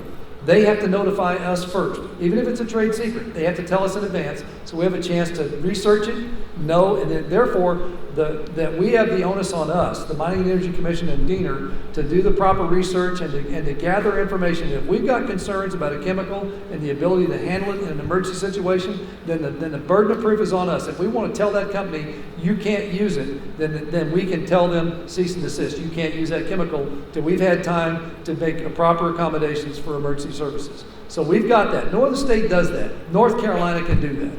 That we don't have that problem that they had in Ohio, where no one knows how to handle an emergency situation in the river. And we have fish kills and we have emergency services people that don't know how to go handle a problem. We have provisions in our rules and in our laws to take care of a situation like that. There won't be, and you won't have a burning trailer where the only people that know what was in that spill in the trailer, in the burning trailer. It'll be at DENR. It'll be up there at the state level as well as on site in the material safety data sheet. So we will have that information at our fingertips, and it can be disclosed within 2 hours. One of the quickest release times anywhere in the country. Most places it's 4 hours or 8 hours. In North Carolina, it's 2 hours. That information can be transmitted to any doctor or to any emergency services personnel within 2 hours. And most emergency rooms will tell you that that's really good turnaround time. So I will tell you, we've researched this and we've looked at what all the other states are doing. This is really impressive work that we've done with emergency notification. It may not be perfect, it may not be ideal, but I will tell you that it's as good as any other state has done, in my opinion. Thank you. The Wall Street Journal has quoted industry representatives as blaming the groundwater contamination on poor construction techniques. What specifically are the bad techniques, and how do the draft rules prevent them from occurring in North Carolina? The first part of that again? The Wall Street Journal has quoted industry representatives as blaming the groundwater contamination or on poor construction techniques. Yeah, I mentioned that in my presentation earlier. The well construction is where 90% of your problems come in groundwater contamination. And earlier, it was a long discussion about Pennsylvania and the 243 well contaminations, and Teresa's right. And I really, that was a best practice that Pennsylvania has. You can go out to their DEP website right now. You can go and pull down every contamination event, every violation that's been assessed against every well and every part of that state is right there online. Any citizen can go pull it down and can research it at any time, 24/7. That's one of the great things Pennsylvania does. I hope our deaner does that as well. You know, the great thing about it, though, is that you go down and look at what the violation was, and in most cases, you can trace it back to an old well. A well that occurred, that was drilled 7-8 years ago, and in most of those cases, not all, but in most of those cases, it was an old well that predated the current standards, the Act 13 standards, where they tightened up their well construction standards. Before, when they were putting in these old wells, they only had 1 or 2 strings of casing. They didn't have proper cementing standards. What they did is they got started and then they put their rules together. And a lot of these companies, these early companies that came in, these independent drillers, they cut corners and they didn't follow API best practices and standards in their well construction. And they got into trouble. A lot of these well contamination events in the vertical well bore occurred because ruptures or bad cement bonding occurred. They didn't have CBLs and VDLs to document their cement bonding, and they had poor construction on the wells. When those ruptures occurred or when they had leakage of methane, contamination events occurred. And they're happening even to this day because those old wells are still in place and still in production. Those wells will be in production for 15 to 30 years. And those wells will continue to leak or will begin leaking over time. The newer wells, if you look at the newer wells that are going in with Southwestern and Chesapeake and those companies, those wells aren't leaking because they've got new standards in place, and those wells are now being constructed under new standards. North Carolina's well construction standards are the best in the nation. And they're going to be, and I'm not saying they're going to be perfect wells, but they're going to be a heck of a lot better than you're going to see in a lot of these old wells in Pennsylvania that are leaking now. And I don't disagree with Mr. Womack about part of that, but I do want to point out that this is another report from this list. This is dated May 14, 2014, and it states, because drilling activities occurred at a gas well within 2,500 feet of your water supply, and the pollution occurred and was reported within 1 year after completion of the well. 1 year after completion of the well, which is not 10 years ago. Under section blah, blah, blah, blah, blah, the gas well operator is presumed to be responsible. And that was actually some nitrogen fracking, but it was a fracking agent that's injected into the ground called air foam, and they found constituents that go in, that are in that product in these folks' water well. Yeah, and I would just say that was a vertical well, that was not a horizontal drilling, okay? Right? No. You say that's a horizontal drilled well? Well, I'd have to check because it does say. I believe if you'll check, that when you see a nitrogen foam frac, that's typically that's a rotary well. It's typically a vertical well for coal bed methane. That's what they normally are. Okay, well if you check that out, all those wells are listed on the DEP website. Okay, I will. And those are different kinds of wells. Those are more conventional wells, normally done for coal bed methane. And they are different, and the standards are different for those things. Next question. What are the biggest misrepresentations about fracking from fracking opponents? I don't know, that would be a subjective question. Probably as well water contamination is one that I hear the most. Anybody have any? One. I think earthquakes is the other one that we touched on briefly earlier. Earthquakes have been loosely correlated to deep well injection of the waste. That is illegal in North Carolina. I do not ever foresee that changing. When you remove the deep well injection, you remove the threat of earthquakes. That's a simple fact. I see a comment coming. Yeah, and just recently also, a lot of this new stuff comes out every day. In the state of, I believe it was Ohio, I would have to check that also, but I do know I read the report about it. They have linked some seismic activity to fracking. There was some seismic activity linked to the fracking process in Great Britain, and there have been some other instances in Colorado. Yes, a lot of it is connected with the deep wastewater injection, but I have to point out, like, when you blame other things, spills contaminated this and bad well construction contaminated this. If you were not using this process, it's all part of the same process. So the contamination is contamination. Earthquakes are earthquakes wherever they come from.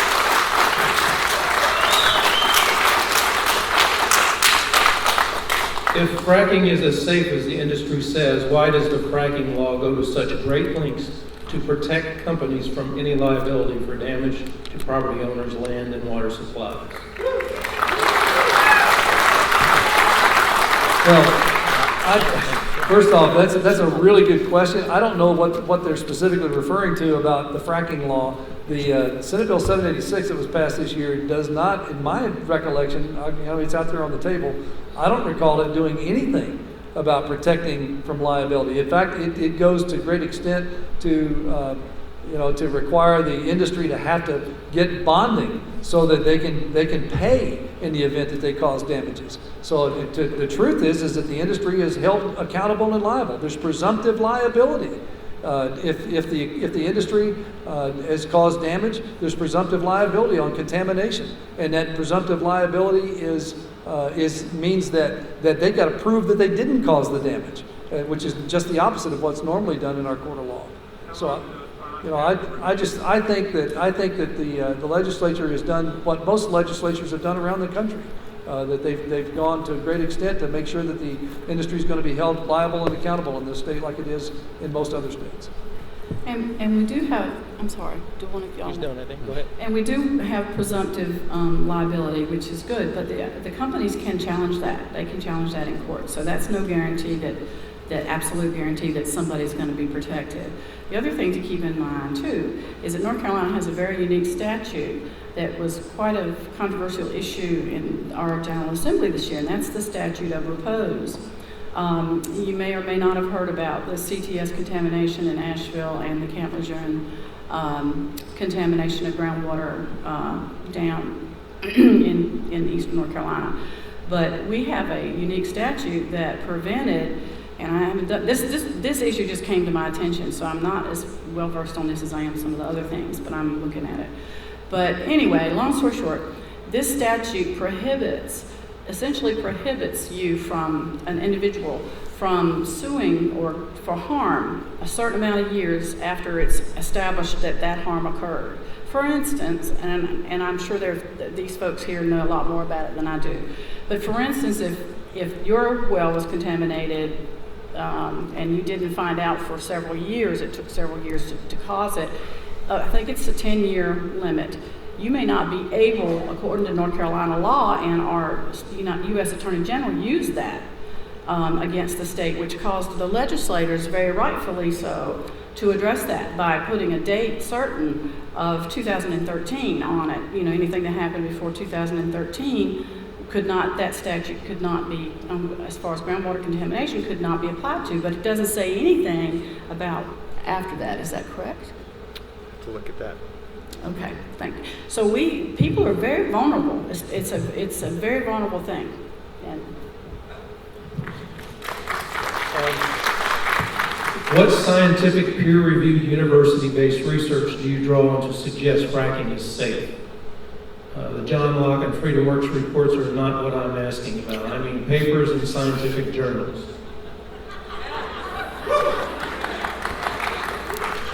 I'd say the lack of evidence that fracking is not safe in the scientific journals is probably the telling.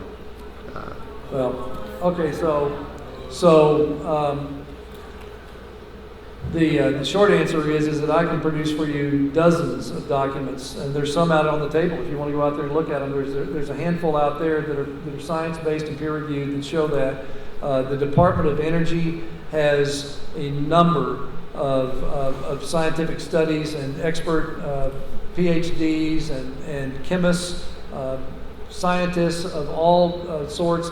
The American Council on Science and Health has got study after study out on it.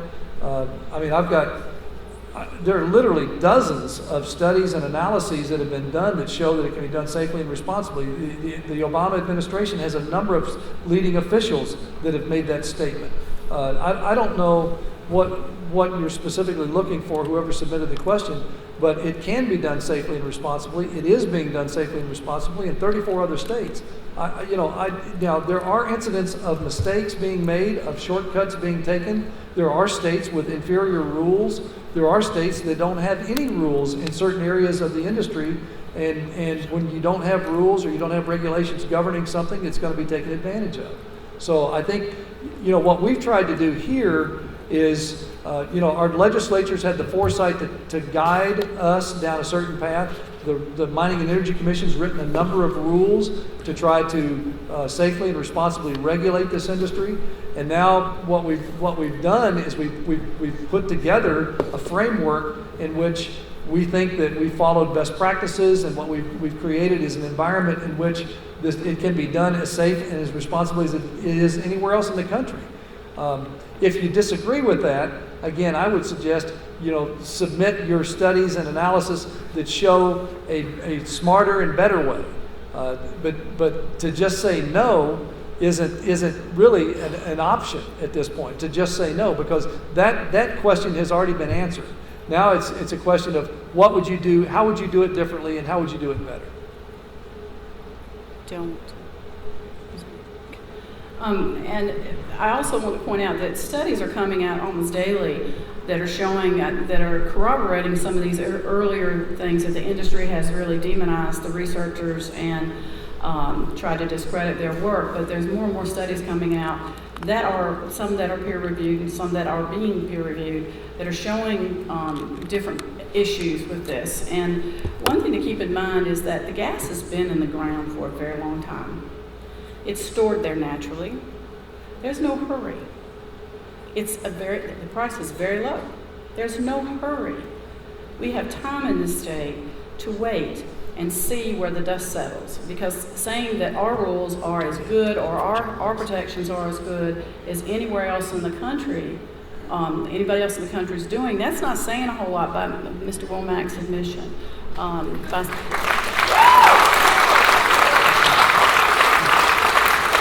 I would just like to say that actually goes back to for a paper I wrote over at Western Carolina University in economics almost 20 years ago. Jobs follow cheap energy, low-cost energy. North Carolina was built on textiles, tobacco, textiles, and furniture. That's a lot of energy that goes into those products. North Carolina is now known for our data farms. We all have our iPhones and Android phones and computers and other technologies. Those data farms use $1 million a month in electricity costs, and that's what's probably negotiated with the power company, if not more. They're looking at how to make their farms more efficient.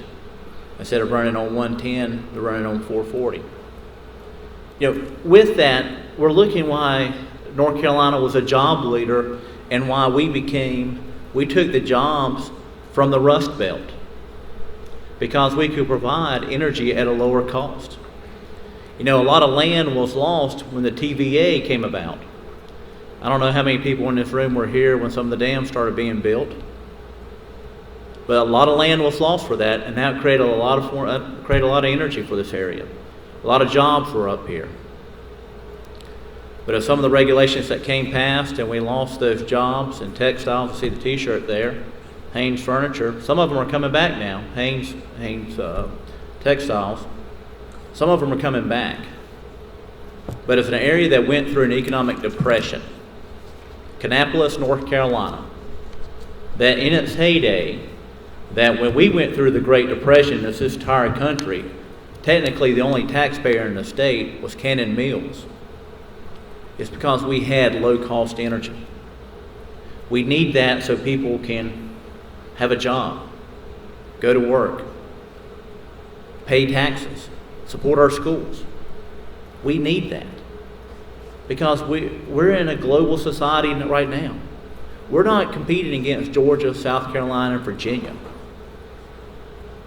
My international economics class years ago, I gave the same speech. My competition were my classmates that were from India, Great Britain, France, now China, all over this world. That's our competition. They don't have these regulations. We do. We have more regulations because we want to make sure it's done safe and our people are taken care of. But that's what's happening. The bottom line is, are we going to have a good quality of life for people to wake up in the morning, go to work a good job, come home with a good paycheck? That's what it's about. And we need to have that happen here in North Carolina because we need it, because as we started off this meeting tonight, if we don't lead this world of how to do it right, how to govern effectively, how to disagree with one another, then we'll look at those areas like in China where they don't talk about Tiananmen Square, or we look at where journalists are beheaded. I don't want that. I want to be able to come up here and debate and still go out and have dinner together and be friends and not have this, but we have to do that through the free market, through our economy. And so when we're looking at how do we go forward, we will have the regulations, and that's why North Carolina, we're late to the game. We really are.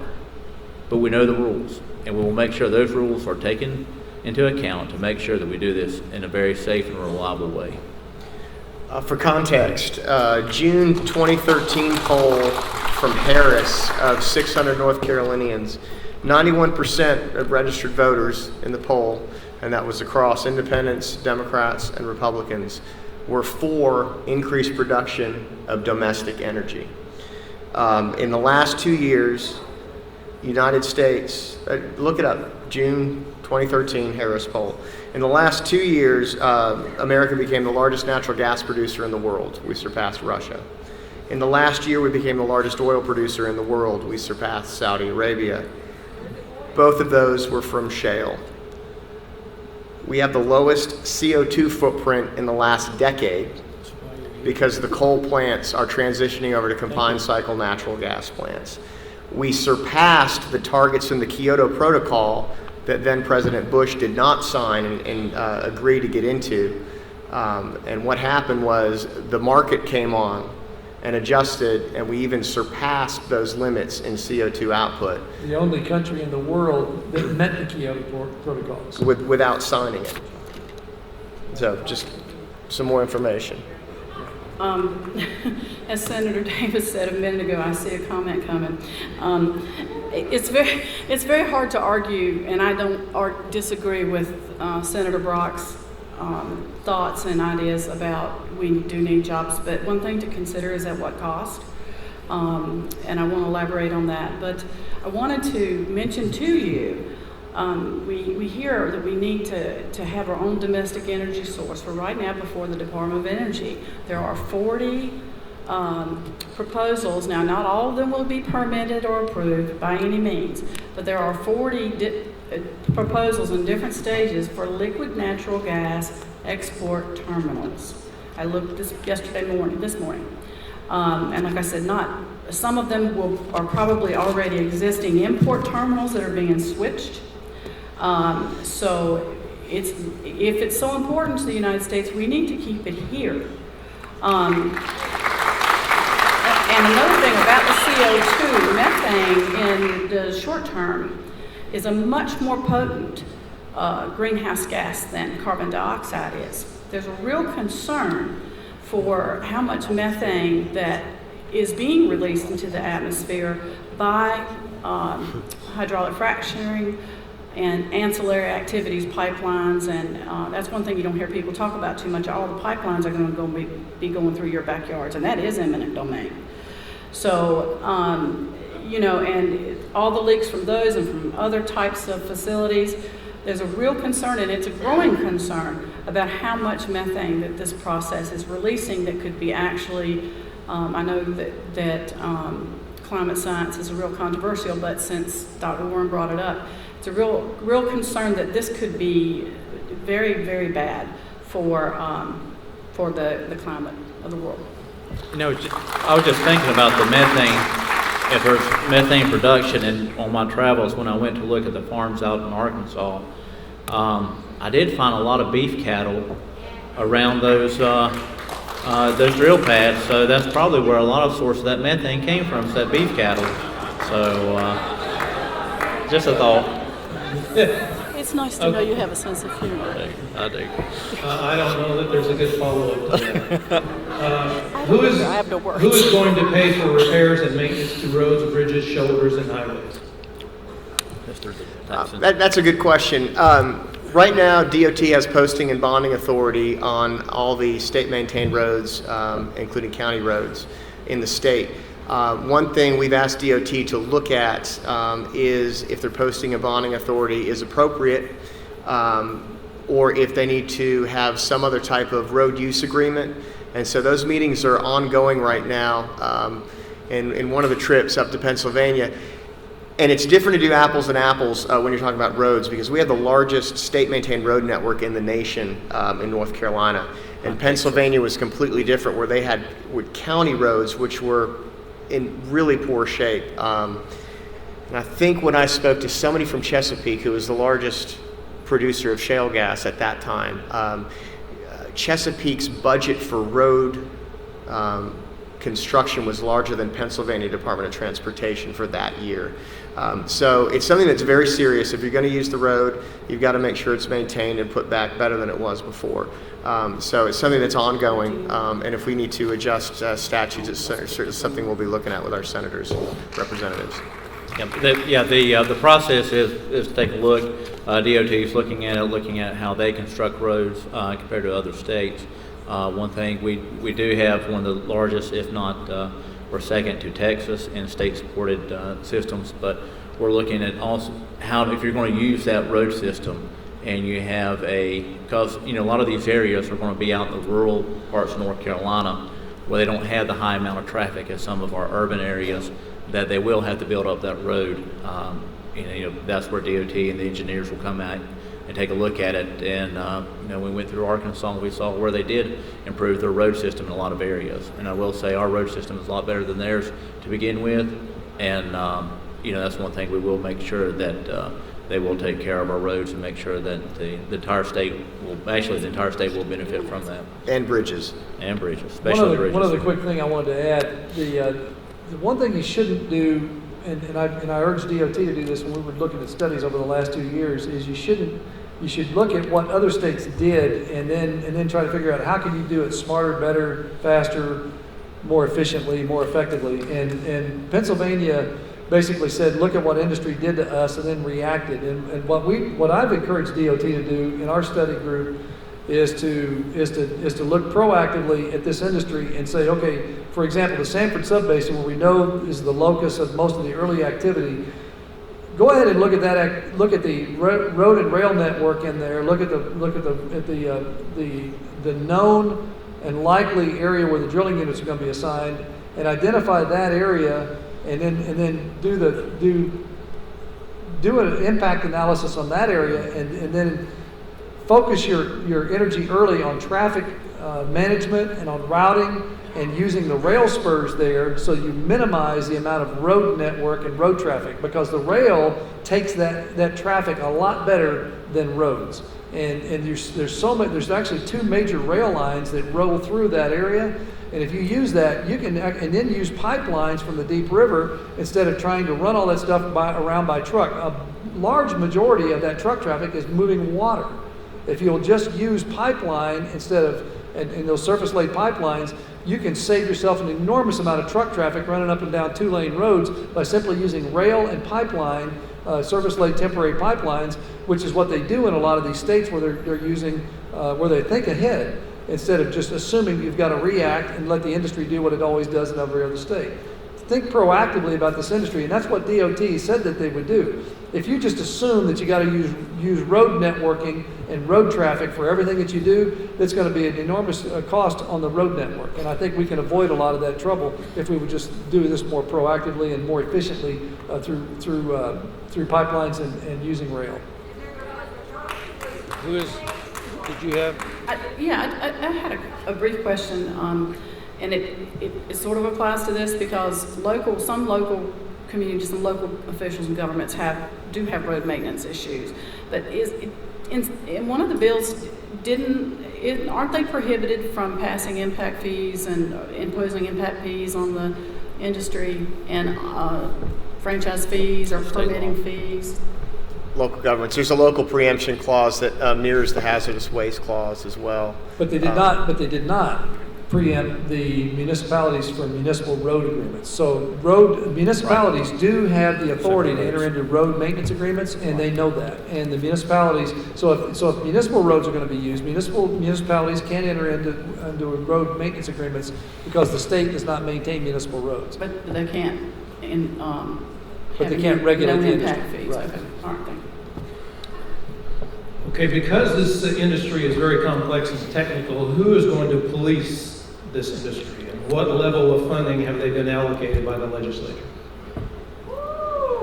Well, the short answer is that the permitting fees manage the permitting process, and then there are impact fees. There are severance taxes which are being extracted from the industry on volumetric extractions from the ground, which help fund the executive branch salaries and staff. But I mean, they've already estimated what it's going to take to manage the DOT executive branch expansions and the Diener executive branch expansions.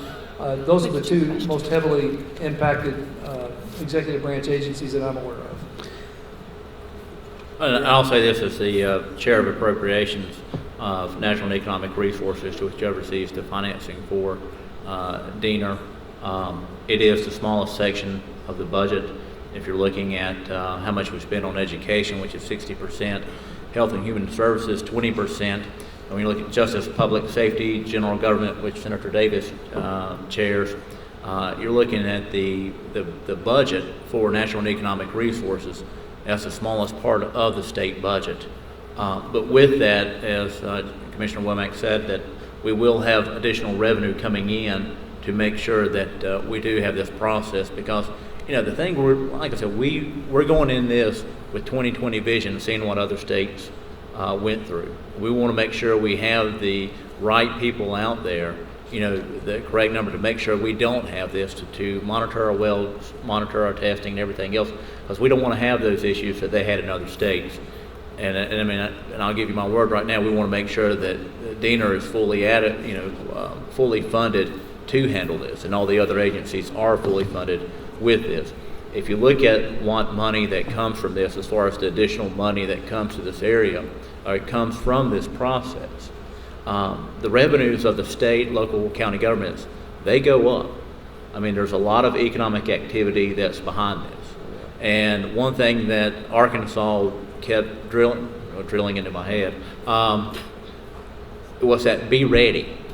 And it was all the way from environmental issues when we met with environmental groups out in Arkansas to Diener transportation, but even when we met with local governments, we said, tell your restaurants to be ready.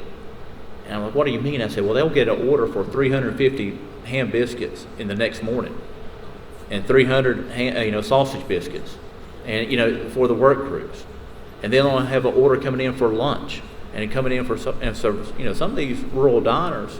That's almost a week's worth of biscuits that they're making there. So that's one thing when they're saying be ready, is that with our deliberate and slow process, I mean, it may not seem like slow to some people, but checking all these other states, we're going to be ready at the state level and at the local level to make sure that everyone is ready for this, both through Department of Environment and Natural Resources, Mining and Energy Commission, local governments, city governments to make sure everyone is ready for this if and when it happens in North Carolina. And I believe 5 or 6 positions in the last couple of years were added to staff the commission and get the rule process ongoing. And I believe in the severance tax package this last year, the first $1 million of any state received severance tax goes to Diener for the staffing. And certainly as revenue comes in and it gets modeled and gets adjusted, I think the General Assembly has sent the signal there that they want the regulated community and then the severance tax to first fund Diener and the regulators, and then the rest of the general fund after that occurs. In fact, in this year's budget, in the preceding areas, that when I did come across any money, it did go into Diener with processing, and that was the money. I later got criticized for because it was going into testing, but what money I did come across was put into the testing area of Diener. You're up, Teresa. I'm trying to think how to answer this in less than 15 minutes. I didn't go into chapter and verse about part of my job, but part of my job requires watchdogging regulatory agencies. And I spend a great deal of time at Diener. And Diener has suffered death by 1,000 cuts.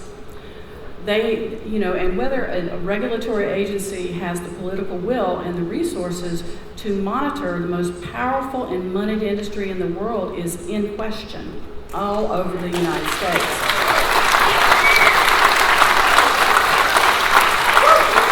I have seen documents that make me shudder. Diener has lost a bunch of employees. And Senator Brock has mentioned the testing, and with all due respect, the testing was not for environment, it was not for baseline, it was for looking for the resource, doing what industry should have to do. Industry's got the money, they should be the ones looking for the resource. So it's not clear that some of the facilities that I work on haven't seen an inspector but once every 2 years. Sometimes it's just once a year. Sometimes it's, it just depends. And this administration, now this didn't start with this administration, but this administration has the unprecedented amount of what they call exempt employees. And what that is employees that can be fired at will in some respects that don't have the same due process that other state employees who are not exempt. And most of those were at Diener. It was like a 500% increase.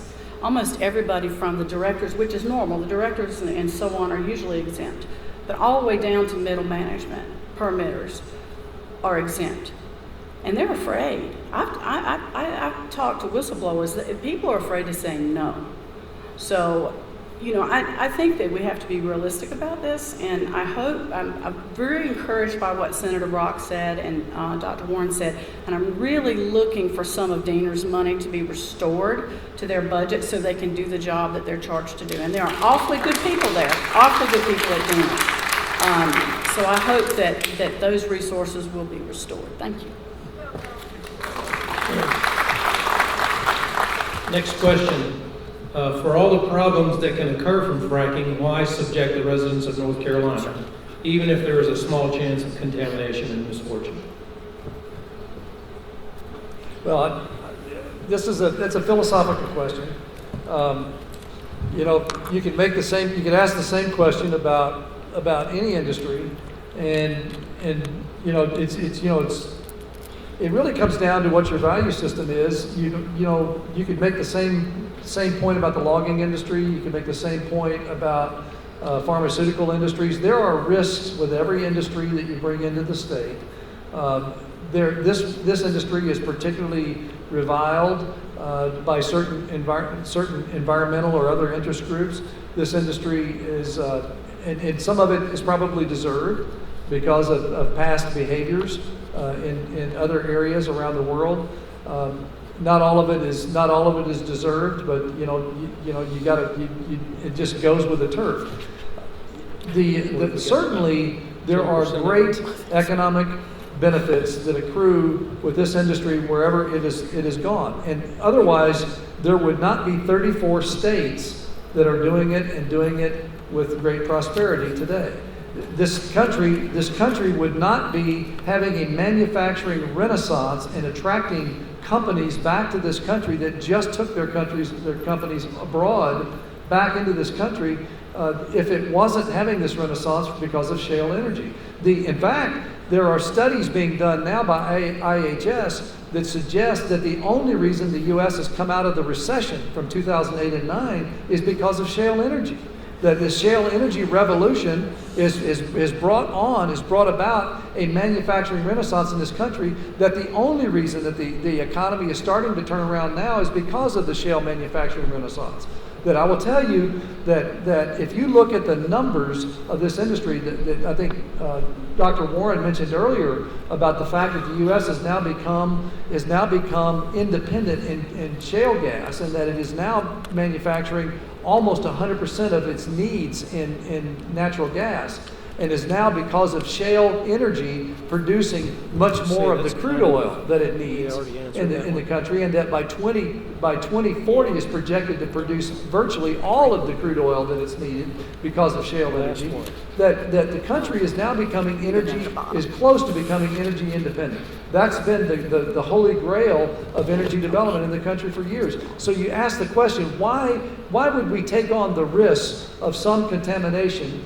Why would we take on that risk of potential contamination or harm for the potential that we would become energy independent and not have to go fight a Middle Eastern war and put our young men and women at risk, to have to go fight a Middle Eastern war, or perhaps having to depend on some country and having to pay $10 a gallon for gasoline because we have the ability to run cars on methane or methanol?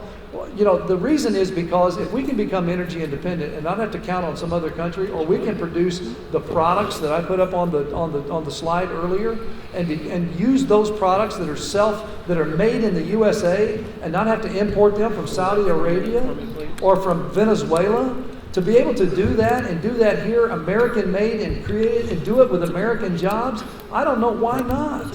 Why wouldn't we want to do that? And why wouldn't we want to do it with North Carolina products? I mean, that's the answer. Do it with our own stuff.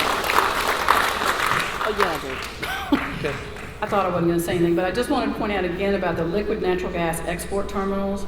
They can make a lot more money overseas with this right now than they can here. And even this legislature, I was there, this legislature had a presentation by Dominion Resources about the consideration, and some folks were very excited by the prospect of having a liquid natural gas export terminal in North Carolina. So if I say again, if it's that important to our domestic tranquility, we need to keep it all here.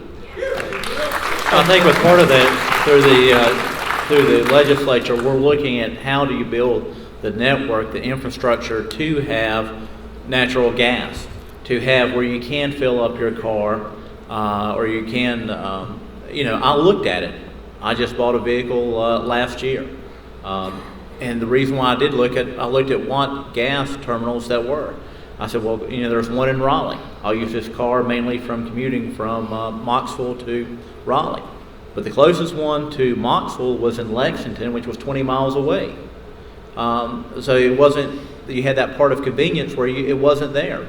But but we're also talking to fleets, cities and towns, that their garbage trucks are going to go back to the garage that night. We're going to make sure where they can refill there at the gas. Those are the areas where you're looking as far as how do we build out the infrastructure?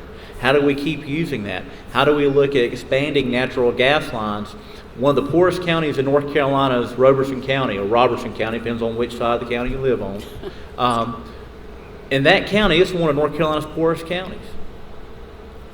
We were able to get an extension line of natural gas to its industrial park. It had an industrial park with no natural gas. Nobody's going to move a company there. No one's going to have a manufacturing facility there. In fact, the company that was looking in the area said, we're looking about going down to South Carolina. I mean, that was it. Those were the jobs. That was the tax base that would help pay for our schools. It was going to South Carolina because they just happened to have the infrastructure at that one facility. I said, well, what will it take to run that infrastructure to this one industrial park in our poorest county in the state? And how much does that open up that industrial park there on I-95 for more and more manufacturing, more and more jobs into one of the areas that historically is the poorest area in the state? That's what it's about, building that infrastructure with those pipelines. The one gas line that comes through North Carolina currently goes through my district. And I went to the meetings when they're talking about working on the lines or anything else. And I went to it, they had their presentations ready. And they said, Andrew, you'll find out something very interesting of what happens. People will not come and sit in our meeting. I was like, they won't? I said, no, they won't sit through the meeting. One by one, they would pop their heads in the back. Y'all need more land? No? Okay. The amount of money they got paid per foot on their property that they kept for pasture, kept for hay. They had a pretty nice life of having that. Now, I found out about how much money is paid per foot when you have that gas transmission line on your property from Dr. John Wade at Western Carolina almost 20 years ago, where his family's farm in Virginia literally missed it by a few hundred feet. And he told me, he said, if it came across our farm, I wouldn't be teaching today because they had a long farm. But that's the type of infrastructure, and if we can build that out, I don't want to export it. I like to keep it here. I like to be able to run a car off of it, run our plants off of it. But we have to make sure we build up that infrastructure as much as possible so we can power our economy. And Senator Newton couldn't be here today. There was a jobs announcement down in Wilson, North Carolina. A deal was struck to construct a new natural gas pipeline by Dominion Energy coming down from North Carolina and essentially tracking the I-95 corridor. From Virginia? From Virginia. And then there's another joint effort that's going on to bring natural gas up to Asheville. And one could speculate that will be to eventually retire the 2 coal units in Asheville and replace them with combined cycle natural gas. So there is a lag in the market right now. We've been exporting LNG to Japan for decades because they have no natural resources from Prudhoe Bay, Alaska. I believe the market is starting to trend towards that. One thing to be very watchful of is the EPA's current discussions on coal regulation of greenhouse gas emissions for coal plants. If those go through, coal plants are going to be phased out completely. There's a potential for that. Something's going to have to replace that. It's either going to have to be a baseload generation of nuclear or natural gas. You can build 10 combined cycle gas plants for the price of a nuclear plant. So I do believe the market will be shifting, and if when the coal plants go offline, if there's not a replacement there in the portfolio of energy, then you will see rolling blackouts and energy prices skyrocket. So the market is slowly shifting kind of in response to what's been happening in the shale basins in the U.S. Yes.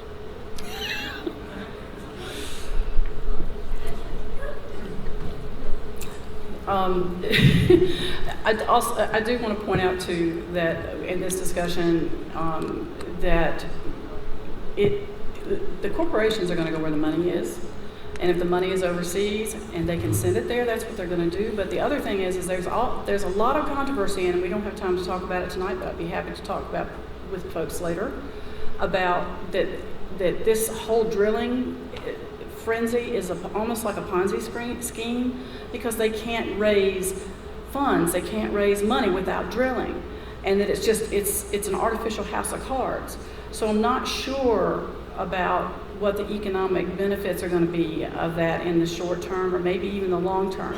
I'm not an economist at all, but I've done a little bit of reading about that lately, and it's a really interesting situation. Yeah, let me just put a counterpoint on there. You can't drop that kind of a thing, Therese, about a Ponzi scheme, because the industry, this industry, beyond every other industry, receives far less in terms of government assistance and support. It gets all kinds of burdensome regulations from states and the federal government. Let me just tell you that it gets far less in government assistance and subsidy than any of the renewables do. And let me just tell you that you want to talk about Ponzi schemes. You look at what you get in government subsidy for renewables right now, and they deserve Now, I'll grant you, they deserve to get a little kickstart because they need that help to make renewables viable, to make them work, okay? They need that help. But that's a Ponzi scheme because they can't stand on their own legs right now without that help. They need gas to help them be viable. And so, you know, to kick in the shorts for natural gas by calling that a Ponzi scheme, they pay as they go. They actually pay for the roads that they destroy. They actually pay for the wells that they drill. They actually pay the landowners when they take it out of the ground. They actually pay the royalties, the severance taxes. They pay as they go. That money comes right back into North Carolina. That money goes into the landowners' pockets. That money goes to retail services. It goes to hotels, restaurants. It goes to the storage yards. That money goes to North Carolinians. It doesn't go into some Ponzi scheme, okay? Thank you. I haven't known Therese long, but I recognize that look. Perhaps I misstated about Ponzi scheme, but I wasn't talking about the revenues for local governments or for people. I was talking about the way that they're raising money from investors, not from the government. Okay. So that's what I meant, and Okay. I apologize. Okay, no, I got you. Okay, I understand. I love a vigorous debate. This is going to be our last question. We've covered about 10% of the questions. My promise to you is that if you will email my legislative address, jim.davis@ncleg.net, and ask to be put on a list to be informed, I am technology disabled, but I will find a way. I will find a way to set up some blog or something, and I will have staff transcribe every one of these questions that we did not get to. And I'm going to ask these members to weigh in on that. There's a way to do it. I've seen it. I just don't know how to do it. But I know people who do. Andrew is far more tech savvy than, well, to say that he's more than I is I'm not even in the same ballpark. There's a reason why he's the co-chair of IT. But anyway, I will ensure, I promise you that every question that's in this bucket right now will get answered. We're going to have them transcribed. It may take us a little while to do it, but I promise you that I shall do that. Because I think all the citizens in North Carolina deserve to have your questions answered. And some of them may be duplicate, but that's okay. In addition to the panel members here, and I'm presuming that Therese is going to help us, and Jim, I've already talked to him about this because I didn't anticipate that we would not get through just 10%. So if you will email me at jim.davis@ncleg.net and ask my staff to put you on a list when we have this compiled and have it set up, we will notify you so that you can log on and see about those questions. Again, I want to thank you for being here. Yes.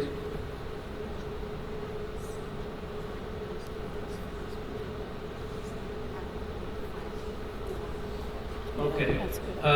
My staff member, my legislative assistant, has informed me that if you'll put in the subject matter of your email, fracking forum question, that way it'll make her job a lot easier and our intern. So fracking forum question, and if you put that in the subject matter, then that will make our job a lot easier so that we can address your questions. Again, I want to, before I read this last question and give panel members an opportunity to address that, I thank you for being here. I'm thankful that I live in a country that celebrates diversity of opinion and allows us to express it. And I really thank these panel members, all of whom, I think Jeff may be on some mileage thing, but the other three panel members are here at their own expense because they really are concerned about that. I'm on staff. So they deserve your thanks. So the last question, and thank you again for being here, and I would be remiss too if I didn't thank our law enforcement that we have here, Sheriff Robbie Holland, and they wanted to make sure that I lived to see tomorrow. And thank you for that. And also be sure to thank Sharon and Phil Drake for the use of this incredible facility. Last question. Would they refrain from using acronyms, not identifying it, please? What would it take for you to no longer support fracking in North Carolina and call for a vote to stop it?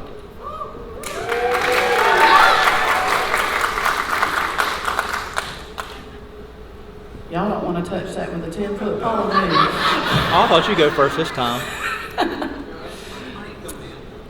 I think that considering the unique aspects of this industry, with the forced pooling, then we could debate that, that does force individuals who do not want to sell their gas for whatever their reason, whether they think it's too cheap, if they are so ruled to. I think there's a lot of unique things about this industry, and I think the people are speaking out. I think the polls are changing. I hear folks from all across the state, all walks of life, all political parties, because pollution doesn't know a political party. And people who know me and know our organization, we are 501c3, and we do not participate in partisan politics.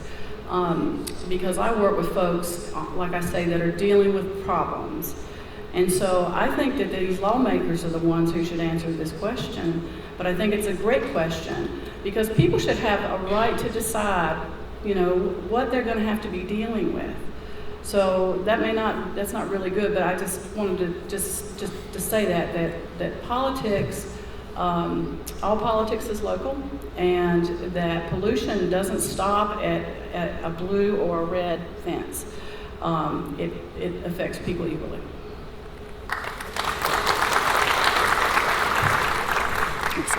If that question was directed toward me, is that with every vote in Raleigh, I do it with the most amount of respect to the people of my district, to the data and information that I receive. And it's one thing, they always say when you're done with a issue, if you can look at yourself in a mirror, well, I have to go home and where I live. And even though on the map of North Carolina, the Davie County Basin is probably the smallest in the United States, it's where I live. And people are upset.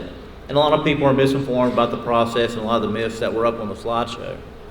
But that's who I answer to.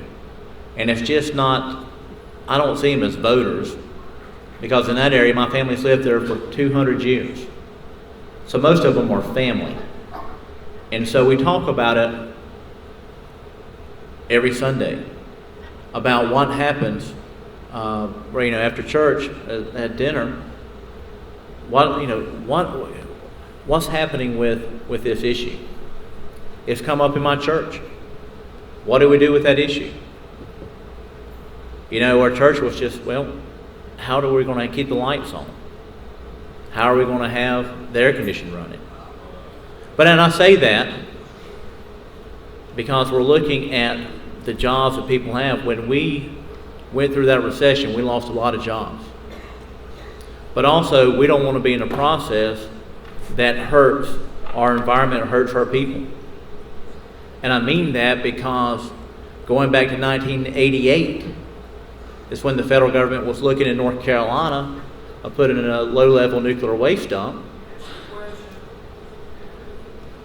If you look at those maps of those areas, some of those maps are the same ones that we're looking at right now.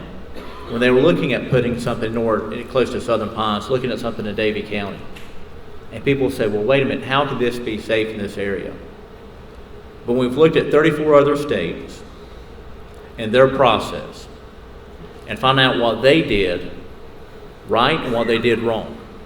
Now, if we go through it and we do everything right, and we think we're doing everything right, and it still winds up to be bad, you may look back and say, well, we're not going to do it. Then we'll vote it out. It's the same thing where people said, let's build lots of windmills. How many thousands and thousands of birds are you going to kill per year with windmills? And that's what you have to look at. What's the net effect of it? And if it starts hurting people in North Carolina, we're going to vote it out. We vote out things all the time. But that's the thing, what we're going to put on in North Carolina is that we're going to do this in the most safest and reliable way. And that's the way I support this issue. Like I said, I'm probably more directly, except for probably Jim, more directed by it than anyone else in this room. And so I think that's what you have to respect my decision and my process of how the people in my district feel about this process. Thank you. Andrew and I are the only two on this up here, and I have not weighed in on any of these issues before. We're the only two that get to vote on it. And this issue is on the ballot this November because our name is on the ballot. And you have the ability to change that. And my vote, you know, as the co-sponsor of this bill, because of the evidence there, I think the rewards are far greater than the risks. And I think North Carolina deserves an opportunity to participate in this energy revolution, so long as we can do it in an environmentally and a consumer-friendly way. So it is on the ballot. And I'm proud to have co-sponsored the bill, and I'm proud to stand on my record. And I thank you. Jim, did you want to either? Yeah, if I might just take a little bit of a different approach to that question, I think it'd be worthy of mentioning. Between my wife and I, we have 53 years of uniform federal service in the U.S. Army. My wife's going to retire on October the 23rd of this year after 33 years in the Army. I retired after 20. And I don't say that, we were honored to serve, and both of us were. But we left way too many of our friends and loved ones in body bags and dead, in service of our country. And there were times when I served in the Gulf War, and there were times when she served in Enduring Freedom in 2002, and in Iraqi Freedom in 07 and 08. There were times when we had this conversation over and over again of why the heck were we in Iraq? We really questioned that. And I understood Enduring Freedom, I really did. And I even understood the Gulf War to some extent, but I kept questioning, why the heck are we in Iraq? Why were we there? I trained those guys in the U.S. Army Cavalry School. I trained Iraqi officers at one time. And then I was fighting against them later on. I said, why in the heck are we doing this? And the short answer I always came back to was, it was about Middle Eastern oil. It was always about that. And you could say, well, it was because we were propping up the Saudis and all that other stuff. But the truth was, it's always been about Middle Eastern oil. It's because we depend on it. There's a video out there on the table that's called Spoiled. And we're not really spoiled, but we are dependent on hydrocarbons. This country is dependent on it. Our machine runs on it, okay? We all came here tonight in cars. We feed on it. I mean, our houses depend on it. Our cars run on it. I mean, our economy depends on it. And it's not an evil thing. It's just the way this country came about. We are the world's dominating economy, and we are because we use hydrocarbons. And we have it. We've been blessed with it. The good Lord's been good to us. Where the country has it. We have it in the ground. We have it off the coast in shale, and not in shale, but we have it off the coast in methane hydrates. Some of the largest deposits in the world off the coast in methane hydrates. Now, folks, just let me finish, okay? I will tell you that when I served my country, I didn't have any bitterness about doing that, but I kept questioning myself, why do we do that? Why do we do that? And then come back and then have people insist on making us even more dependent on foreign oil and foreign gas. The truth is that we can harvest it here. We can harvest it here, and we can do it in our backyard, or we can make some other state do it in their backyard. Okay, we can do it. You don't have to agree with it, but we can do it. And you don't have to agree with the fact that we do it in North Carolina, because it may not be in your backyard. But it is in my backyard, because I live in Lee County, and that's where it's going to start. And the majority of the citizens in Lee County, the landowners there, they want it. The majority do. The ones that I represent in my district, they want to do it. There are people that are opposed to it, but the majority want it. And I would suggest to you that it's probably not going to happen out here, but I would think that let the people that are there, support them. If that's where they want to produce it, let them produce it. Let them get rich off of it, and let them bring the jobs to that part of the economy. I just think, let us do our part to contribute to energy independence for this country. And maybe a few soldiers won't have to go and die, okay? Thank you again. Have a good evening. Enjoy it.